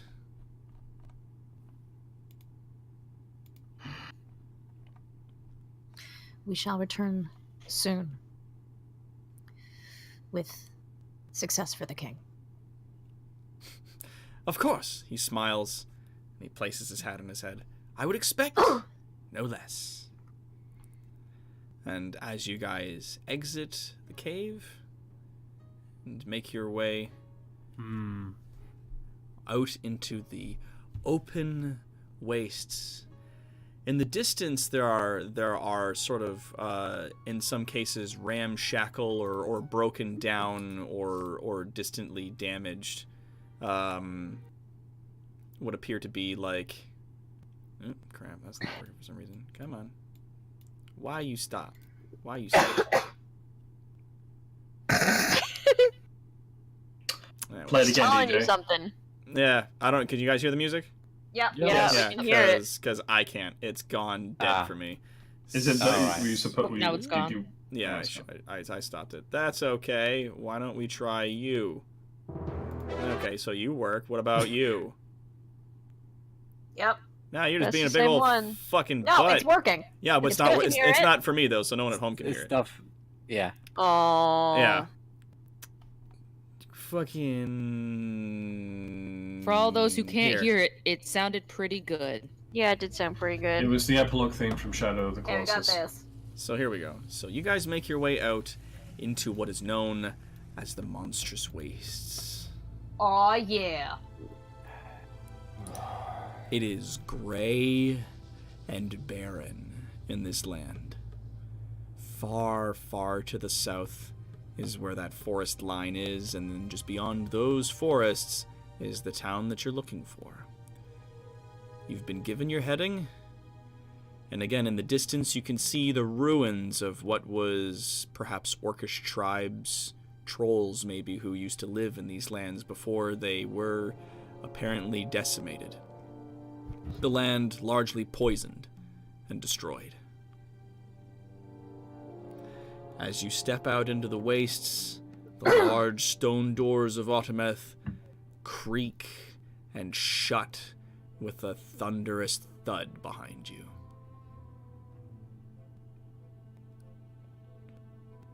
And with that, ladies and gentlemen, we will bring our game today to a close.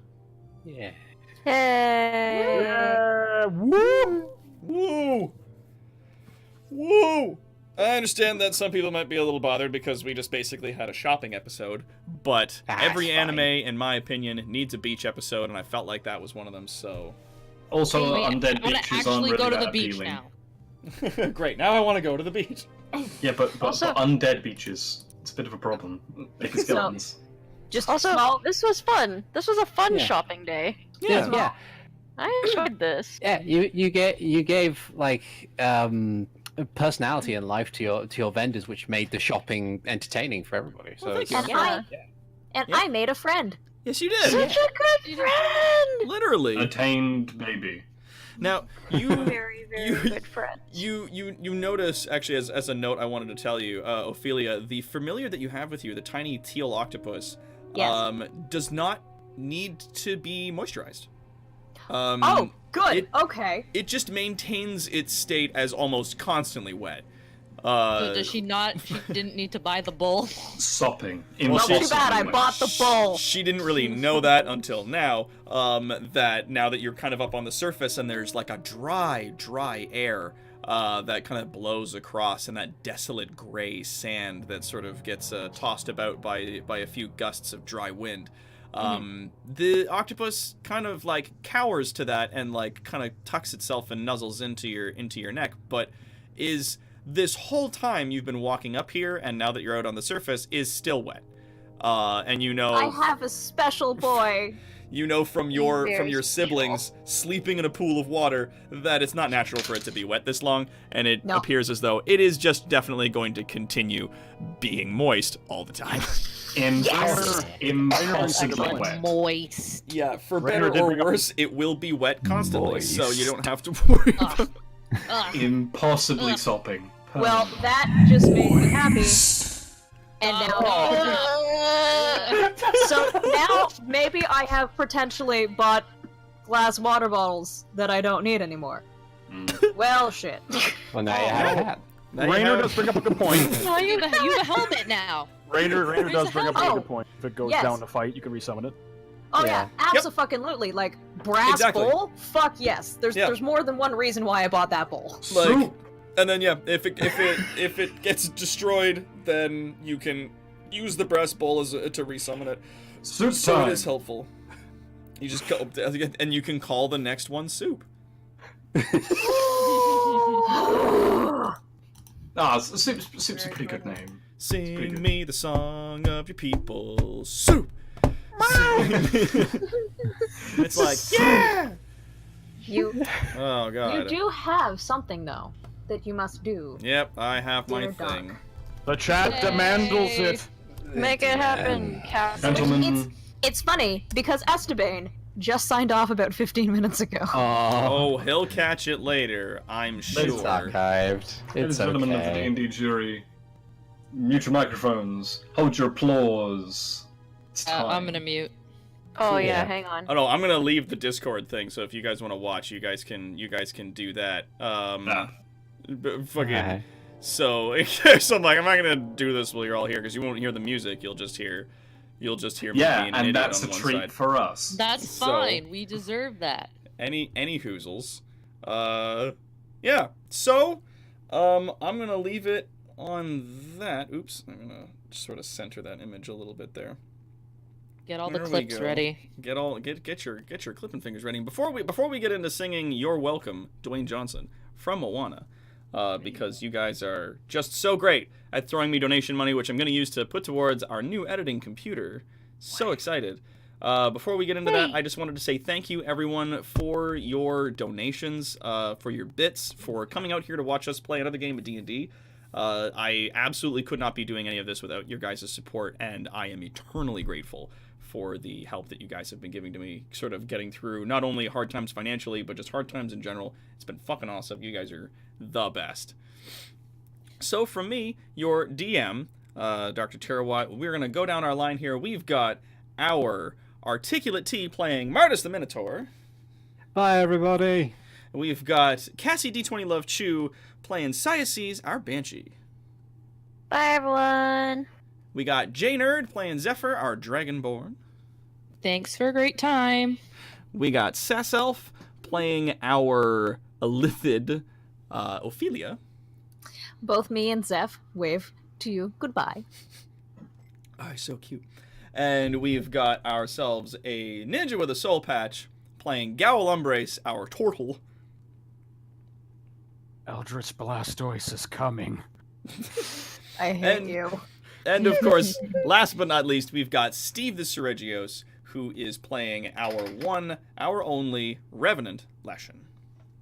Self-esteem team is on the surface, and we are going to get fucked. Jesus Christ! I had confidence. I had like 6 things planned for you guys, but the shopping ended up taking longer than expected, and I'm happy it did because it was a huge amount of fun. It was so good. Just I know warning, it was. the next episode, Zephyr is having her panic attack, and it's happening. Oh shit! Oh, good. That's why I asked! She didn't lie. She'll be fine. She just has to get it out and over with. Fucking Gal just being like, I gotta do this for the specific purpose. She's like cowering. No, I'm fine. No, I swear I'm fine. I'm fine. I swear I'm fine. There Can are you breathe? reasons can't I breathe. ask these things. Yeah, well, maybe don't be such an asshole, turtle man. Yeah. He's not an asshole. He's just old and hates all of you. Why I gotta be such a dick? Gonna get up there. Gonna Oh, I'm walk up sorry, to the I'm surface, also a everybody. reptile. Time to put on my angry eyebrows. Actually, that's a lie. He likes the undead and the reptile. I was just like, hey, reptile bud, what the hey? What the Reptiles. frig, man? Gal sees Zephyr like having a panic attack, and like I see these questions. Am I a joke to you? Ophelia's gonna go for a swim, and she'll be like, "Hey, everyone, want to come? Not you." Not you, though. Bad turn. There we go. I'll pull It's up like a I big would old swim, but I'm picture. pretty sure my body would melt. There we go. We'll open that up for you guys, for you folks at home. There you are. Soggy dead person is not a good thing. There. Yes. Yes. All right. Why am I not So now I'm gonna singing get yet? singing. You guys take it easy. I will see you later. Bye. Bye. Bye-bye. Okay, now I gotta sing you fucking dudes a song. Let me just adjust my microphone here so I can hear myself better and I can hear the music. Alright. The anger eyebrows are real. Okay.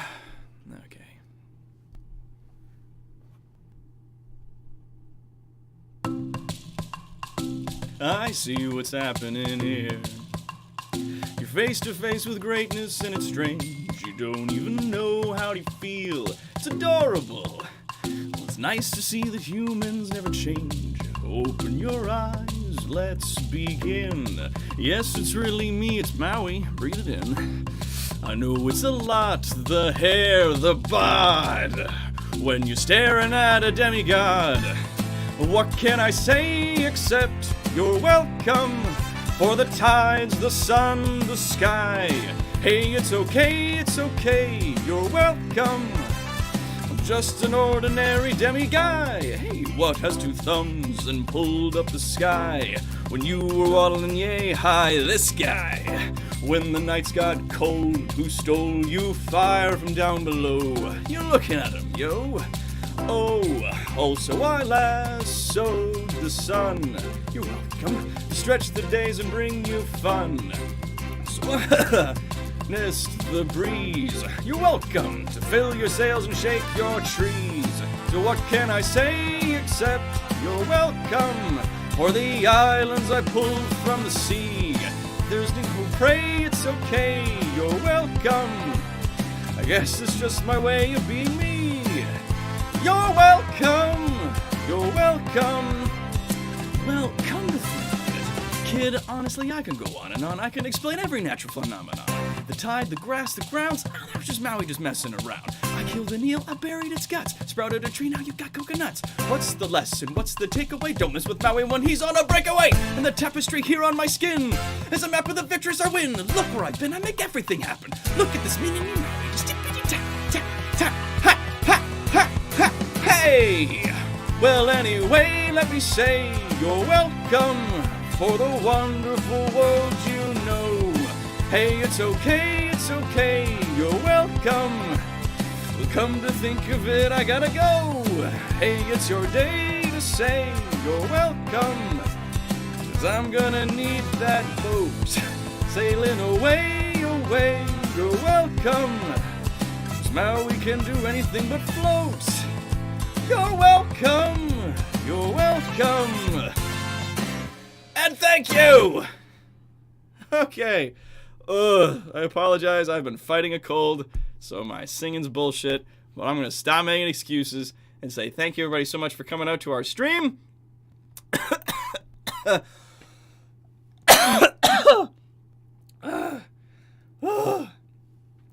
Maybe I'll sing some Frank Sinatra next time around.